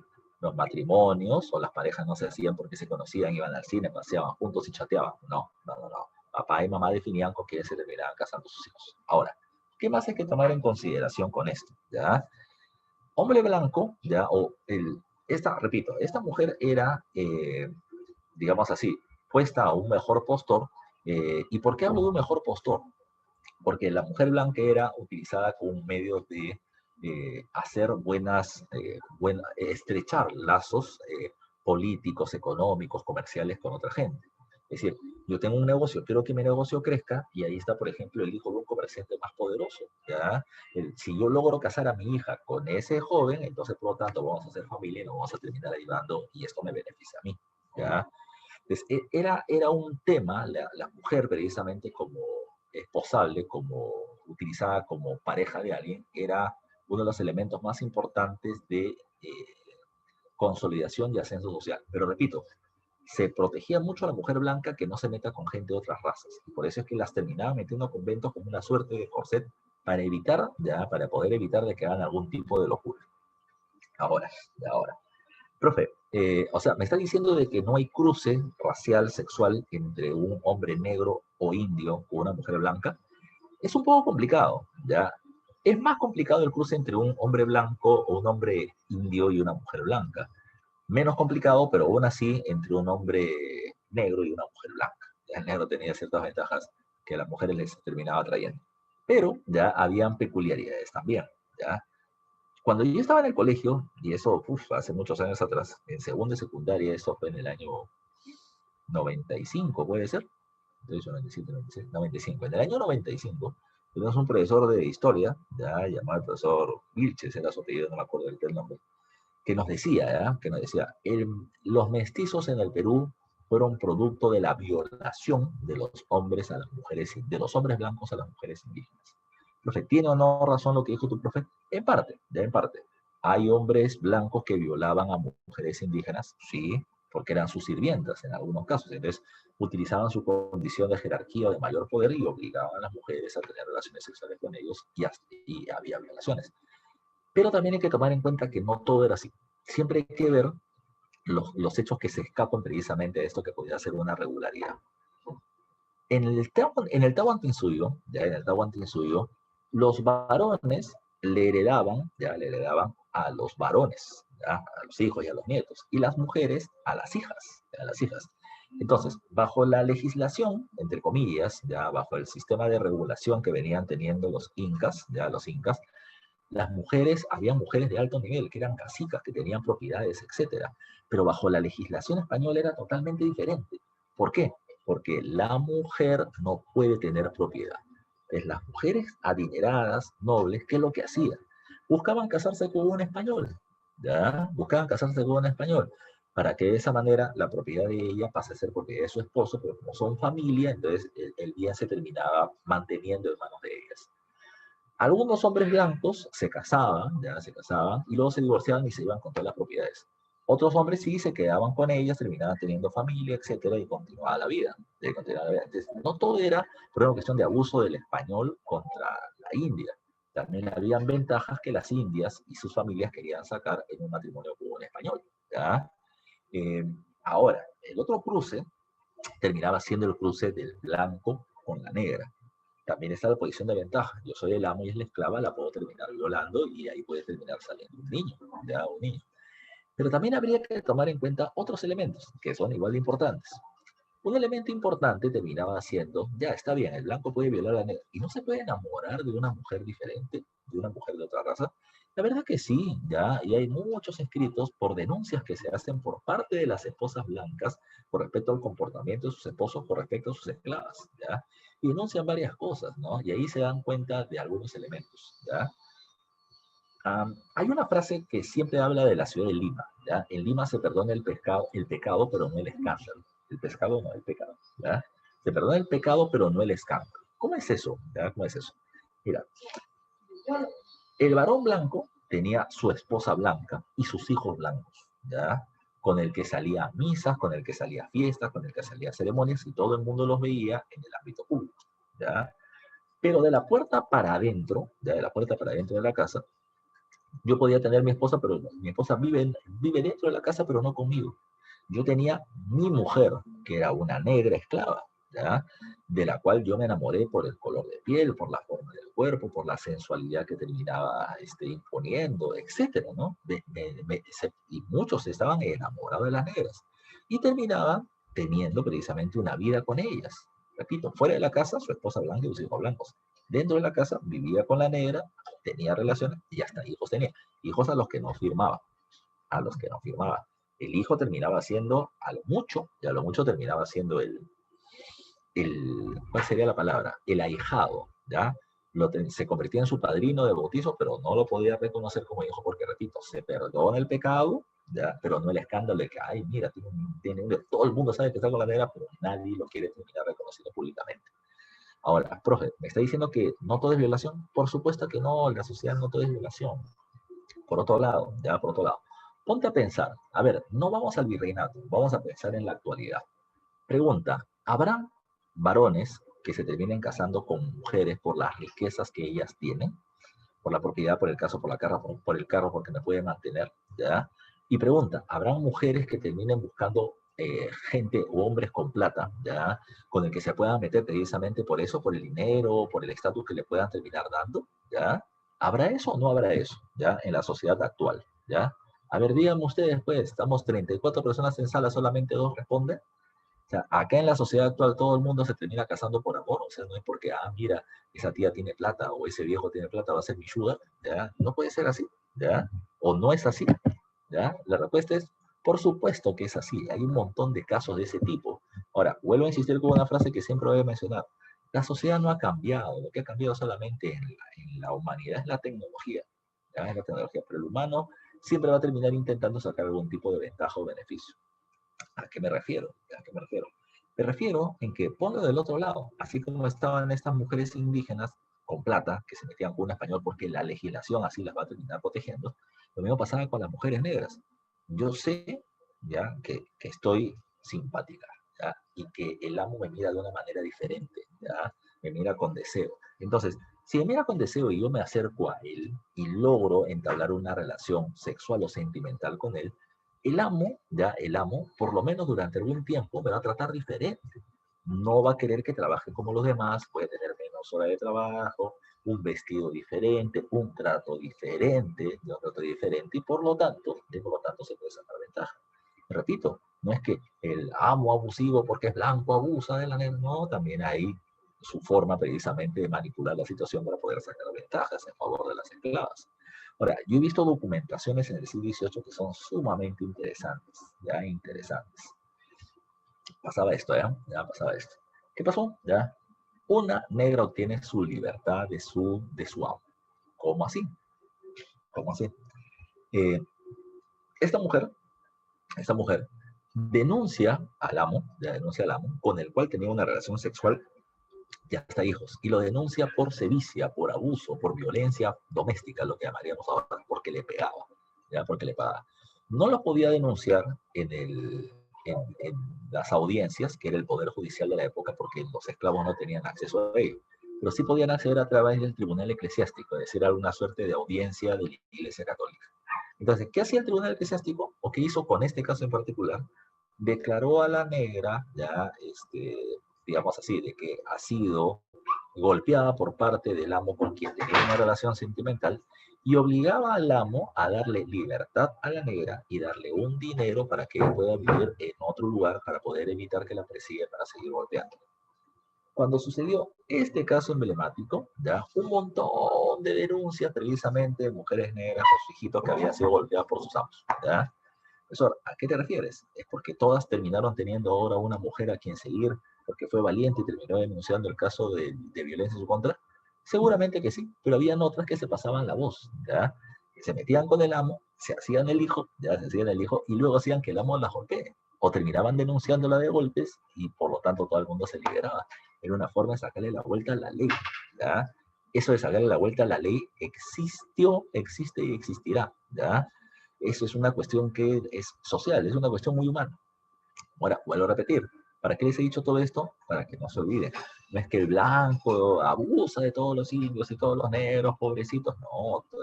Los sectores populares también van a terminar buscando la forma, ya, de poder obtener beneficio dentro de este sistema. Insisto, no estoy diciendo que sean la mayoría, pero si hay un grupo de este tipo, ya, si hay un grupo con estas condiciones, con estas actividades, acciones o actitudes, por si acaso, ya, porque tampoco estoy diciendo de que todos los blancos son monstruos y todos los indios y los negros eran vivos y se dejaban golpear porque les gustaba. Tampoco, ya, tampoco. Estas mezclas raciales, blanco con india, ya, blanco con negra, negro con india, india con negro, negro con blanca, etcétera, era parte del sistema de castas. Las castas, ya, las castas, eran más de 50, eran más de 50. Pero las castas más conocidas son las que terminan cruzando, digamos, a las clases o a las razas puras. Blanco con india o indio con blanca salía mestizo. Si el mestizo, del mestizo, se cruzaba con un indígena, terminaba saliendo segundón o chino, ¿ya? Disculpa, o cholo. Si el segundón se cruzaba con un indígena, salía tercerón o chino. Si el tercerón se juntaba con un indígena, salía el cuarterón, y el cuarterón con un indígena quinterón, y así terminabas teniendo toda una línea de mezclas. Luego tienes al cruce del negro con el blanco. Porque ¿qué es el negro y blanco? Plomo no sale, por si acaso, ¿ya? Del blanco con el negro podían salir dos cosas, o mulato o, o mulato o sacalagua. Profe, ¿quién era el mulato? El mulato terminaba siendo aquel que tenía piel oscura, ya, piel oscura, pero rasgos de blanco. Labios delgados, porque el negro suele ser boom, ya, labios carnosos. Nariz perfilada fina, porque por lo general el negro viene teniendo una nariz ancha, ya. Y el cabello lacio o semilacio, porque por lo general el negro tiene el cabello muy onduladito o pasita, ya. Pero si tú eras de color oscuro, de piel oscura, pero con rasgos de blanco, se llamaba mulato. El sacalagua era al contrario. El sacalagua era aquel que tenía piel blanca, pero rasgos de negro, ¿ya? Cabello, nariz, labios, ¿ya? Ese se le llamaba sacalagua y era cruce de negro con blanco. El sambo era también llamado como la raza prohibida, profe. ¿Y de dónde viene el nombre de la raza prohibida? ¿Ya? Lo que pasa es que eh, la corona española buscaba, o el gobierno virreinal buscaba, que el indio y el negro no se mezclen, ¿ya? No se junten, es más que se odien. ¿Por qué? Porque eran los sectores sociales más explotados dentro del virreinato. Si se juntan, pueden hacer una gran rebelión con la que acabarían fácilmente con el dominio español. Por eso mismo es que buscaba haber segregación. Indios en la sierra, negros en la costa. Pero, por ejemplo, el corregidor, el funcionario español que se encarga de dirigir las provincias y cobrar los tributos, cuando alguien no pagaba, llevaba un negro consigo, o un grupo de negros consigo. Y si un indio no pagaba, le metían golpes para que los indios vean a los negros como aliados de los españoles y los odien, ¿ya? Ahora, era parte de este intento de organización, siempre sacando ventajas en favor de la población blanca. Repito, hay más de 50 castas, ¿ya?, que se van a tener en la época. El esclavo. Recuerden que el esclavo no era indígena, ni era blanco. Pero se aguanta. ¿Siempre todos los esclavos fueron negros? No, no, no, no. Esa condición de esclavitud para el negro es algo que se impone a partir del siglo XV, cuando los portugueses comienzan a extraer un montón de población africana para venderla en Europa, ¿ya? Eh, Bajo la condición de que no tienen alma, son tratados como esclavos. Ahora, todos los esclavos van a ser de ascendencia africana. Puede ser o africano, o hijo, o nieto de africanos. ¿Ya? ¿De dónde venía la mayor cantidad de esclavos que llegaban al Perú? Venían de un pueblo llamado Guinea, ¿ya? Guinea, y de Guinea, de una etnia llamada los mandingas o mandinkas, ¿ya? Eh, ¿A qué se dedicaban los esclavos que eran traídos acá? Bueno, se dedicaban a varias actividades. Principalmente terminaban siendo trabajadores del campo en las haciendas de la costa. Principalmente, ¿ya? Pero además de eso también podían ser sirvientes en las casas, tanto hombres como mujeres, ¿ya? Las mujeres en particular, por ejemplo, si eran personas que habían sido educadas, ya educadas, es decir, aprendieron el castellano y tal vez terminen teniendo unas formas refinadas de actuar porque habían sido damas de compañía o sirvientas de otras mujeres nobles, entonces eran tratadas o eran esclavos, pero como damas de compañía, ¿ya? Entiéndase, repito, dame compañía. Una mujer noble iba con su acompañante, que era su esclava y que era negrita. La terminaban vistiendo como si fuera también igual que el ama, pero era una forma de decir, ella es mi esclava, ¿no? Soy poderosa porque tengo mi esclava. Es refinada, puede actuar conmigo, puede conversar conmigo, pero ubícate, jerarquización social. También eran trabajadores, terminaban siendo sirvientes, de todo, terminaban haciendo de todo, como el amo lo termina estableciendo. En la imagen que está acá, y la imagen que está en la parte inferior, se ve precisamente la imagen de la venta de un esclavo. Por lo general, ¿qué se hacía? Plaza Mayor, ¿ya? Plaza de Armas, frente a Palacio de Gobierno. Vendían o venían los negreros. Los negreros eran los que vendían esclavos. Los terminaban exhibiendo, los ponían como una suerte de escaparate alto y terminaban dando a conocer las cualidades, ¿ya? De este esclavo que se estaba vendiendo, ¿ya? ¿Cuál podía ser una cualidad? Repito, mujer refinada, joven, podía ser dama de compañía, por lo tanto tenía un precio más elevado. Un esclavo o un niño negro, ya que va a ser utilizado como esclavo, valía mucho. ¿Por qué? Porque por mucho tiempo los puedo terminar explotando, generando ganancias, ¿ya?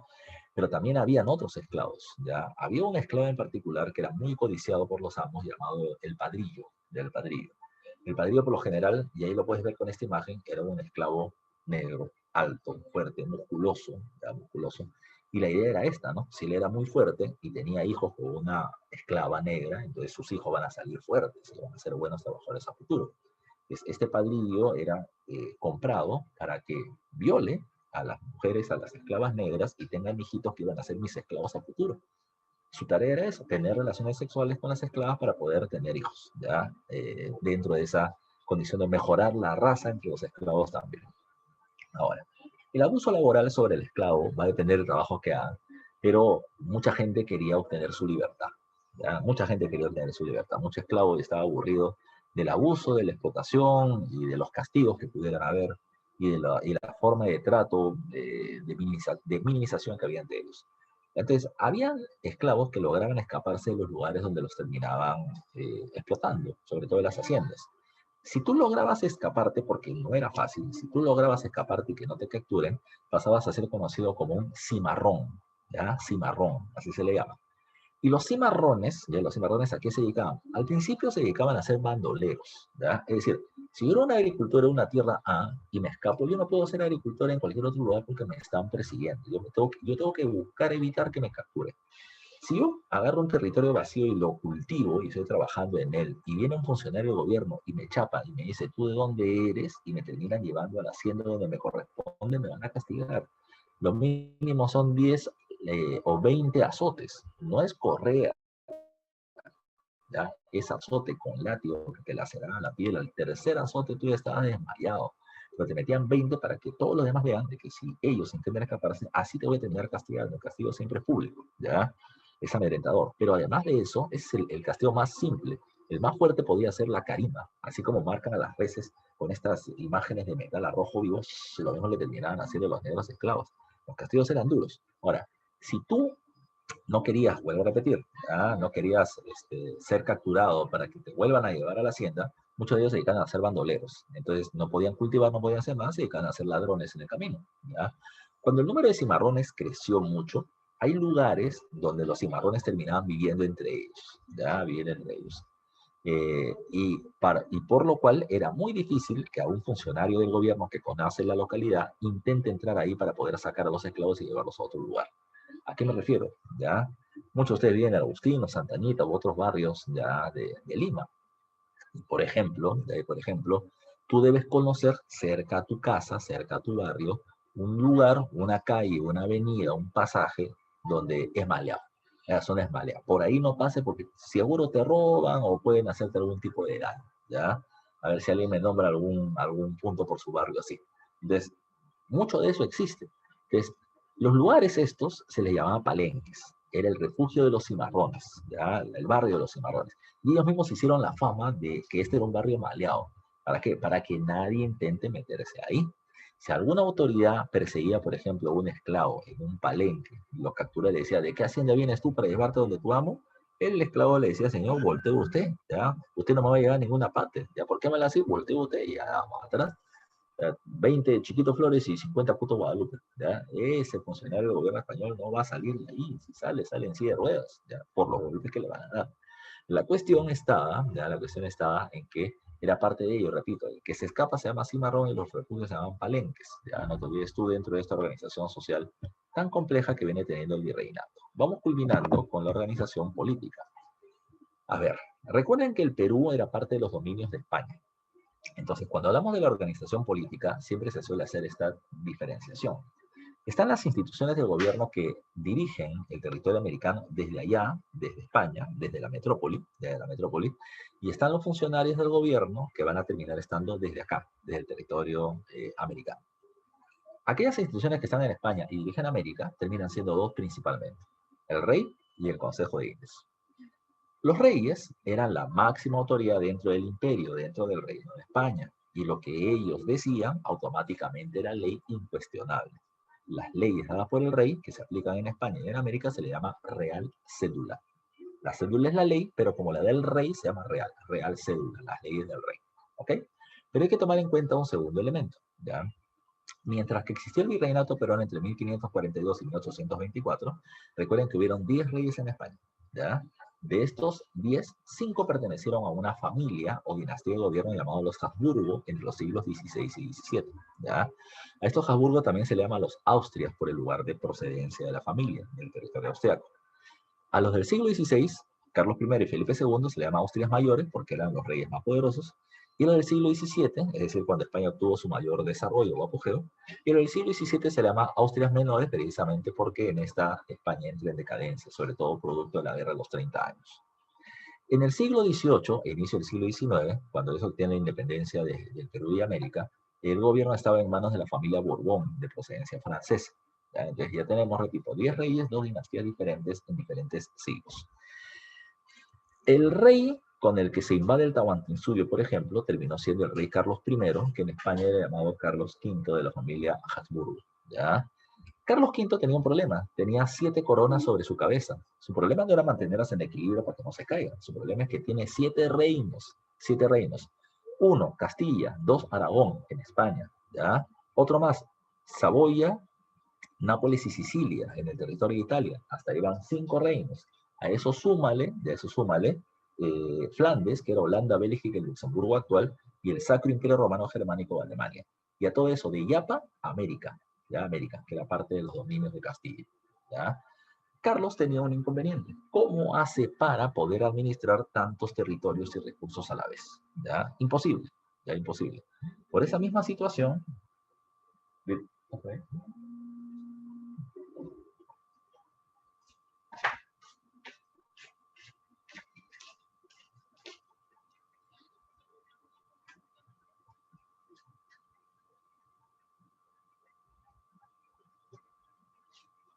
A ver, ya repito, bajo esa misma condición, ¿qué es lo que va a terminar pasando? El territorio, o el rey Carlos I va a terminar dividiendo su reino, ya, a través de funcionarios que, que van a terminar administrando parte de sus respectivos territorios. Por ejemplo, estaba el Consejo de Castilla, que era un grupo de funcionarios que lo asesoraban para poder gobernar el reino de Castilla. Estaba, por ejemplo, el Consejo de Aragón, de la misma manera. Estaba el Consejo de Flandes, el Consejo del Sacro Imperio, el Consejo de Italia y el Consejo de Indias. Recordando que los españoles nunca llamaron a América, sino le llamaron Indias. Entonces, el Consejo de Indias, ¿qué es lo que hacía? era el máximo organismo de gobierno y de justicia, de España sobre el territorio americano. Ellos eran los que realmente manejaban el territorio americano. ¿Y cómo se hacía o qué se hacía? Es ahí lo que vamos a pasar a ver. Cuando te digo que ellos eran el máximo tribunal de justicia, significaba que ellos establecían las leyes que se cumplían en América, las llamadas leyes de Indias, ya, las llamadas leyes de Indias. Segundo, ellos eran el máximo tribunal de justicia, ya a donde podían llegar los americanos. Y ahí me voy metiendo al sistema legal. Escucha bien esto, ¿eh? Escucha bien esto. Yo siempre pongo este ejemplo y alguno me lo debe haber escuchado. Si yo vivía en el virreinato, digamos así, en una provincia llamada Oruro. Oruro queda en Bolivia actualmente, ¿ya? Si yo vivía en Oruro y, por ejemplo, yo acuso a, no sé, a ver, vamos a poner a alguien del salón, ¿ya? Acuso al tutor Jesús de frente, ¿ya? Para no meter a nadie. Yo te acuso, Jesús, a ti, de que tú me has terminado robando mi billetera con 10.000 soles adentro. ¿Ya? Con 10.000 soles adentro. Ya sabes, maldita, devuelve mi plata. ¿Ya? Entonces, si yo acuso a Jesús de eso, la pregunta es, ¿ante quién lo acuso? ¿Ya? ¿Ante quién lo acuso? En la época virreinal, la primera instancia, el primer nivel donde yo voy a hacer mi denuncia es ante el jefe de la provincia. Las provincias en el virreinato se llamaban corregimientos. Entonces, la primera instancia judicial es el corregidor, el jefe de la provincia. El corregidor va a terminar estableciendo un veredicto. Me puede encontrar a mí, ¿ya? O, por ejemplo, puede considerar de que Jesús es inocente o lo puede declarar culpable. Supongamos que lo declare inocente. Yo indignado digo, no, a mí Jesús me ha terminado robando y por lo tanto yo apelo. ¿Qué significa eso? Que no me gusta ese veredicto y voy a una instancia superior. La siguiente instancia que está por encima es la audiencia. Ya, la audiencia. Las audiencias eran los tribunales de justicia, aquí está en la parte inferior derecha de la diapositiva, ahí podemos ir ya hablando de las audiencias. Las audiencias terminaban siendo los tribunales de justicia, ya de justicia, que estaban en diferentes partes del virreinato del Perú, que no te olvides iban de Panamá a Chile. ¿Cuáles podían ser esos tribunales de justicia? Estaba, por ejemplo, el Tribunal de Panamá, o la Audiencia de Panamá, la Audiencia de Santa Fe de Bogotá, ya que vendría a ser Colombia actualmente, la Audiencia de Quito, estaba la Audiencia de Santiago, la Audiencia del Río de la Plata y la Audiencia de Charcas, ya la Audiencia de Charcas. Charcas es lo que vendría a ser Bolivia actual, el Alto Perú. Entonces, vuelvo a repetir, yo pasaba del corregidor, primera instancia, a la audiencia de Charcas, ya la audiencia de Charcas. Si no me gusta el veredicto ya de la audiencia de Charcas, me podía ir al máximo tribunal de justicia en el territorio del virreinato peruano, que era la Real Audiencia de Lima, ya de Lima. O sea, Lima estaba por encima de la audiencia de Charcas, de la audiencia de Bogotá, de la audiencia de Santa Fe. No te olvides tú. Ahora, por encima de ellos, en América no había ningún otro tribunal, pero sí en el territorio español. Por encima de la Real Audiencia se encontraba el Consejo de Indias, ¿ya? O sea, profe, tú podías llegar hasta el Consejo de Indias para que termine dando el veredicto final sobre un tema o un juicio, la verdad que sí. Pero hay que tomar en cuenta que esto era un poco complicado. Porque si yo hacía una denuncia ya en mi pueblo, en Oruro, el corregidor resolvía. Pero si yo me tengo que ir a la audiencia de Charcas en la ciudad de La Paz, el problema terminaba siendo traslado, ya, traslado, vivienda, alimento, abogados que tengo que terminar pagando. Si puedo hacerlo, lo haré. Pero si lo que voy a terminar ganando, recuperando, es poco en comparación a lo que estoy invirtiendo, ¿para qué me muevo? ¿Ya? ¿Para qué me muevo? Ahora, vuelvo a repetir, ya no vengas a La Paz, anda, vete hacia Lima, que era mucho más lejos, ¿ya? Las distancias eran mucho mayores, o si no, anda, vete a España. Los juicios que terminaban llegando a niveles superiores es porque venían manejando sistemas de mucha importancia, ¿ya? Mucho dinero, terrenos, etcétera, ¿ya? Si no, la gente no se terminaba moviendo. Tercer caso a tomar en consideración, ¿ya? Tercer caso a tomar en consideración. Lo repetirá, el Consejo de Indias es el que hace las leyes para América y es el máximo tribunal de justicia a donde un americano puede terminar llegando a reclamar justicia, ¿verdad? Justicia. Por otro lado, el Consejo de Indias es el que daba la terna virreinal. Profe, ¿qué es la terna virreinal? Cuando un virrey ya lo iban a sacar de su cargo o se moría, el rey tiene que escoger a su virrey, que es su representante directo. Pero el Consejo de Indias le solía decir al rey, mira, de las personas que tú puedes elegir, yo te sugiero estos 6. Por lo general eran 6 y era la terna virreinal, ya los candidatos a virrey.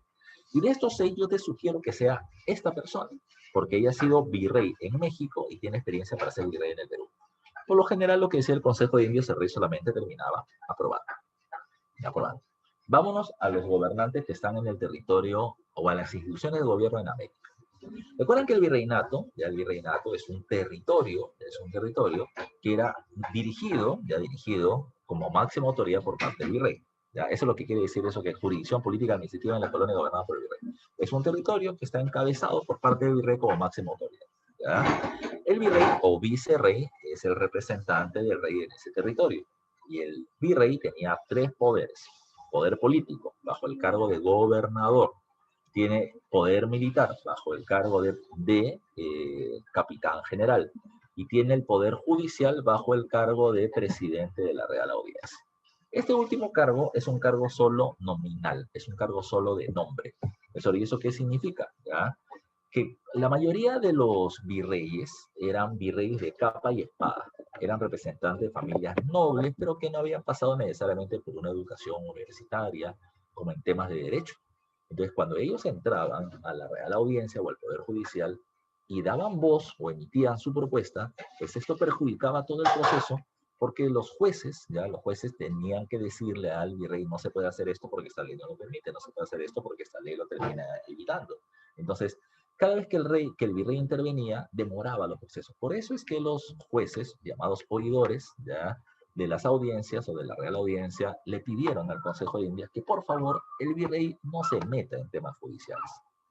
En el nombre, él sigue siendo presidente de la Real Audiencia, pero en la práctica no puede meterse en nada. Si él quiere ir a un juicio, entonces no tiene derecho ni a voz ni a voto. Es decir, se sienta calladito, ¿ya? Puede mirar, pero no puede opinar, ¿ya? Pero no puede opinar porque perjudica los sistemas o el sistema del proceso judicial. Profe, ¿cuánto tiempo duraba un cargo de virrey? Bueno, el cargo de virrey no tenía tiempo, ¿ya? Los virreyes por lo general gobernaban 4 o 5 años, pero hay otros que terminaron gobernando 10, 12 o 15, ¿ya? Entonces no tenían una cantidad de tiempo específica, ¿ya? Una cantidad de tiempo específica. Profe, una pregunta, ¿qué pasa si el virrey está en guerra o está enfermo o se muere y no puede terminar dirigiendo el gobierno? En ese caso, ya ante la ausencia del virrey, la Real Audiencia de Lima es la que asumía la dirección del gobierno ante la ausencia del virrey. Si se moría, tenías que esperar que España designe a uno nuevo, ¿ya? Y en ese lapso de tiempo, la Real Audiencia asume el poder. Pero fue una pregunta. Cuando al virrey podía ser corrupto, por supuesto que lo era, ¿ya? Por supuesto que lo era. Pero, profesor, ¿y cuántos virreyes fueron metidos a la cárcel? Es que para eso tendría que haber un proceso judicial. Y lo sabía, ¿ya? Y lo había. Supongamos este caso, ¿ya? Supongamos este caso. Eh, el virrey, como funcionario del gobierno, podía recibir N denuncias, pero ni un proceso judicial. Eso no entendí. O sea, mira, a mí me podían denunciar de corrupto, ladrón, asesino, violador, lo que sea, ¿ya? Y todas estas denuncias podían llegar a la audiencia o a la audiencia, ¿ya? Pero de acuerdo a la ley, como yo tengo un cargo muy importante, a mí me van a acusar de cualquier cosa. Entonces, ¿qué se designó? Que cuando acabe el cargo de virrey, recién se va a aperturar los procesos judiciales por las denuncias existentes, ¿ya? En castellano. Todas las denuncias que ha tenido el virrey se van a terminar pasando a un solo juicio. Y ese es el juicio que está acá donde dice Consejo de Indias en la parte inferior, que se llama el juicio de residencia, ¿ya? Todas las denuncias en un solo juicio en el Consejo de Indias en España. Profe, ¿cuántos virreyes terminaron cuántos de los 40 virreyes fueron declarados culpables ya de corrupción o de cualquier otra cosa dentro del juicio de residencia? Y la respuesta es cero, cero. Nadie fue declarado culpable, ni el más corrupto de los corruptos, ¿ya? Todos fueron declarados inocentes. ¿Cómo así?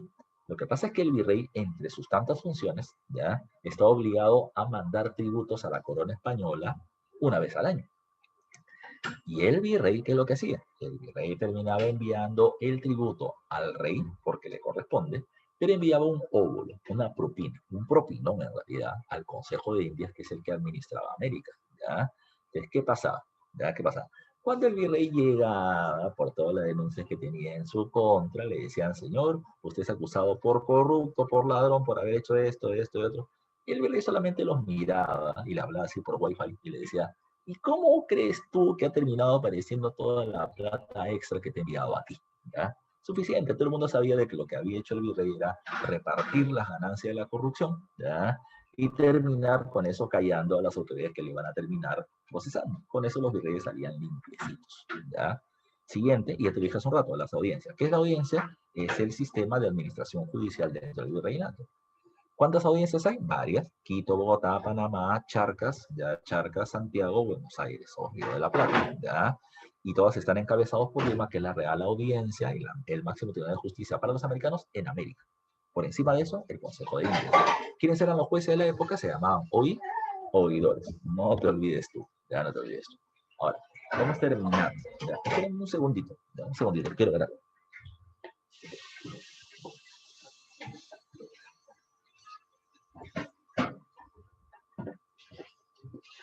Vamos terminando, muchachos. Mira tú, cuando hablamos del virreinato, recuerden, el territorio peruano actual está dividido en regiones y las regiones en provincias y las provincias en distritos.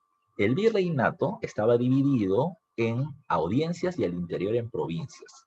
Las provincias del virreinato se les conoce con el nombre de corregimientos. Como dice acá, el corregimiento es una jurisdicción provincial, es una provincia. Y esta provincia estaba conformada por dos cosas, por reducciones, que eran los pueblos de indios, ¿ya? Y además de eso, por las ciudades, ya que terminaban siendo el pueblo de los blancos, en las zonas urbanas, ¿ya? Por lo general había mucho más reducciones que ciudades, porque había mucha más población indígena.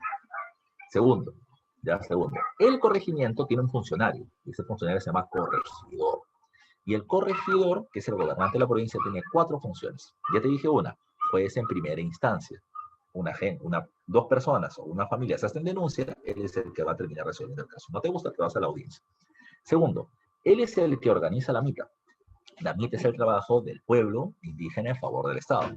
Al principio era MITA minera, pero también aparece la MITA obrajera, para trabajar en los obrajes, en la producción textil, la MITA de plaza, ya que terminaba sirviendo para las construcciones, caminos, puentes, etcétera. Y estaba la mitad de pongos, que era cuando tú te terminabas convirtiendo en sirviente, de los nobles por un tiempo. Entonces, ¿quién definía a qué tipo de mitad ibas? Era el corregidor, ¿ya? Era el corregidor. El otro punto a tomar en consideración, ¿ya? Ahora, profe, una pregunta, ¿y de qué dependía para que me manden a mí a una chamba u otra? Bueno, de esos trabajos, el más pesado era la mitad minera, luego está la mitad de plaza, luego está la mitad obrajera y luego está la mitad de pongo, ¿ya? Entonces, si el corregidor te hacía el reparto, ¿te acuerdas que te dije hace un rato que te vendía una taza, ¿ya?, por 150 soles? Él terminaba haciendo el reparto, el corregidor te tenía entregando productos que no son de gran utilidad, ¿ya?, que no son de gran utilidad, pero que terminan siendo vendidos a un alto precio, ¿ya?, y que los indígenas tenían que comprar. Entonces, vuelvo a repetir, si el corregidor te decía, mira, te vendo esta taza a 150 soles, y tú decías, no te compro porque no quiero. Ya, está bien, papi, no me compres. A la siguiente mitad que hacía el corregidor te iba a mandar a la mina más alejada para trabajar ahí, como castigo, ¿ya?, para que sepas tú que tienes que pagar tu reparto. Repito, pues en primera instancia, él organiza la mitad, ¿ya?, él hace los repartos, ¿ya?, él hace los repartos, y la otra es que él recauda los impuestos como el tributo indígena, por ejemplo. Quien lo cobra es el cacique, ¿ya? Pero esa plata se le da al corregidor y el corregidor lo entrega al gobierno central. Esa es su función como gobernante. Final del siglo XVIII, y eso lo vamos a ver la próxima, dentro de 2 clases todavía con las reformas borbónicas, los corregidores van a ser considerados abusivos, etcétera, y los van a terminar eliminando. Y se crean las intendencias como reemplazo. Ya veremos cómo, por qué, ¿ya? Tiene que ver mucho Tupac Amaru ahí. Luego de eso están las reducciones, te dije. Las reducciones eran los pueblos de indígenas gobernados por otro indio que era un cacique, y todos ellos estaban dentro del corregimiento, están subordinados a un corregidor, por lo tanto. Y los cabildos eran el municipio, el órgano de gobierno en una ciudad. Y esa ciudad es donde vivían los españoles, ¿ya? Estaba el alcalde de la ciudad de Lima, por ejemplo. El primero se llama, se me va el nombre, ¿te acuerdas cuál es el nombre del primer alcalde de Lima? Nicolás de Rivero, ¿ya? Nicolás de Rivero el Viejo, ¿ya? El Viejo. Acá también le estoy poniendo por si acaso de que hay un cabildo de indios, aunque ahí le estoy poniendo la precisión de que eso duró muy poco. Se intentó organizar a las ciudades eliminando los caciques por las rebeliones como la de Tupac Amaru, que creó alcaldes indios, pero que no van a terminar teniendo un gran poder, ¿ya? Un gran poder. Desaparece muy rápidamente. Ok, muchachos, esto es lo que teníamos que ver en la clase. Lo que tenemos que ver ahora son las claves de tu dirigida, ¿ya? Que me lo mandó por acá Jesús, así que vamos a ver cuál es.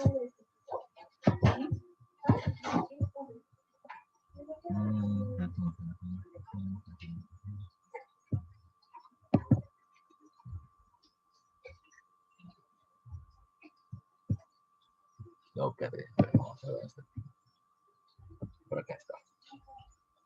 A ver, muchachos, van entrando, por favor, a su dirigida. Ahorita la vas viendo conmigo. Algunos seguramente ya la han ido observando.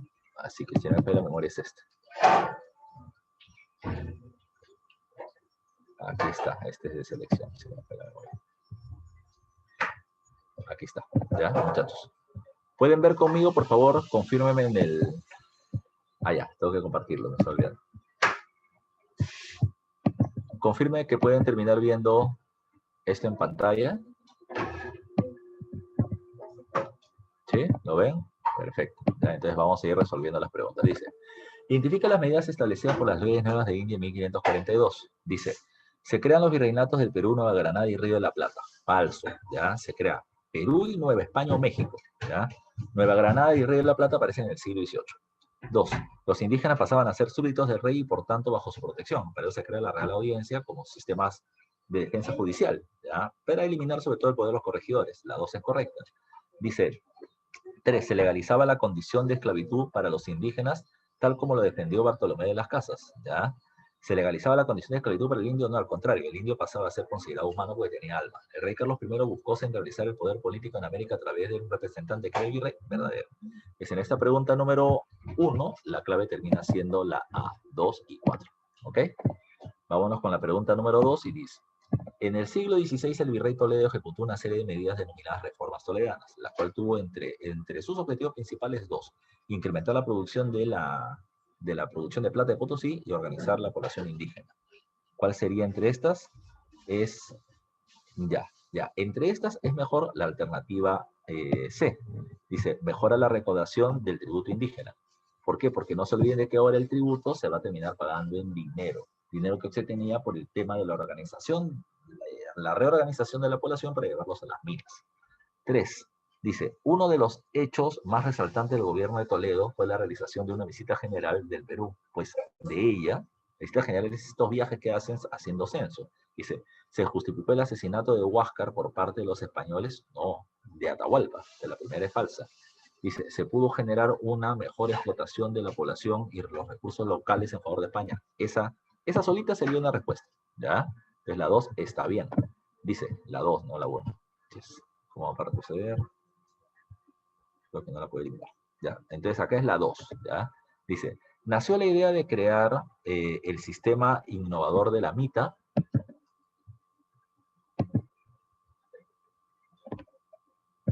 Ya, creo que la borro esto. Ya, repito, solamente la 2 es ahí. Dice, nació de la idea de crear el sistema innovador de la MITA como forma de trabajo de un tributo del Estado, ¿ya? Y la respuesta es no, porque no es innovador, ¿ya? No es innovador, es algo que se termina estableciendo en la época de los incas, ¿ya? Pero dice, nació de ahí la idea. Podría ser porque la van a terminar tomando, ¿no? Entonces vamos a ver cómo se puede jugar con la 4. Dice, le sacó información para nuevas crónicas como el pueblo de García. Repito, no es innovador el sistema de la MITA, es algo que ya se había establecido por parte del Tahuantinsuyo y que ahora simplemente se va a terminar retomando. Entonces la 2 y la 4 terminan siendo las correctas y la clave termina siendo la B de Cito. Pregunta número 4 dice, la nobleza peninsular tuvo entre sus características en el periodo virreinal peruano, ¿ya? A ver, poseer los más altos cargos de gobierno, sí, porque solo ellos podían ser virreyes, además de otros cargos que los compartían con los criollos. Poder político sobre la población indígena, sí, ellos tenían, un indígena no puede mandar a un español, ¿ya? 1 y 2 está bien. Acceder a su grado de nobles principalmente por la compra de tal grado. No, eso por lo general la compraban los criollos. Acceder a la educación formal, sí. Entonces me dicen, ¿cuál debe ser? Tuvo entre sus características el periodo virreinal. ¿Ya? Ya. La 2 no puede ser, ¿por qué? Ahí me había equivocado al leer. Dice, poder político solo sobre la población indígena. Y no. Tiene poder sobre la población indígena, pero también sobre la población blanca. Entonces, la clave es la 1 y la 4, ¿ya? La B de besito. Pregunta número 5 dice, con respecto a la sociedad virreinal, marque lo incorrecto respecto a las castas, o lo falso. ¿Dentro de este sector social existió movilidad social? Sí, puede ser, ya puede ser. Sí hay algunos beneficios que dan precisamente ser parte de una casta, como algunos perjuicios también, ¿ya? Dice, en la mayoría fueron resultados de uniones fuera del matrimonio, podían ser por el tema de violaciones que te mencioné o con estar con una esclava. Dice, no formaban parte de la República de Indios ni la República Española, sí, porque no eran ni indios ni españoles, eran mestizos, ¿ya? Dice, eran considerados inferiores según el criterio de pureza de sangre, ¿ya? Entonces, lo incorrecto, lo último sí es correcto, ¿ya? No, dentro del sector existe, no existe movilidad social. Todos son casta nada más. La corona española no diferencia entre uno y otro tipo. Todos van a ser considerados castas, ya castas, producto del cruce racial que no debía existir. 6. La sociedad colonial fue dividida en dos repúblicas, español y indios. En relación a dicha organización identifica las características que corresponden a la República de Indios. Estuvo conformada por diversas categorías de cédula, yanacona, forastero, indio del rey, cacique, sí, verdadero. ¿Ya? La una está bien. Después de ser 3 o 4. Dice, todos sin excepción debían tributar. No, el cacique no tributa, el indio noble no tributa. Los caciques o indios nobles podían asumir cargos administrativos, en especial el corregimiento de las intendencias. No, puede gobernar sobre otros indios. ¿Ya? Así que la clave debe ser la A. Los indígenas que llegaban a una nueva reducción evadían el tributo, se le denominaba forastero, eso es correcto. 1 y 4 es la clave entonces.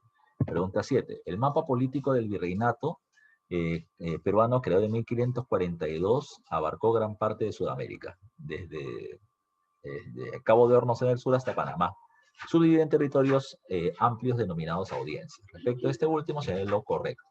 En toda su historia, el virreinato peruano tuvo siempre 7 audiencias, siendo la principal Lima, no porque luego aparece Cusco.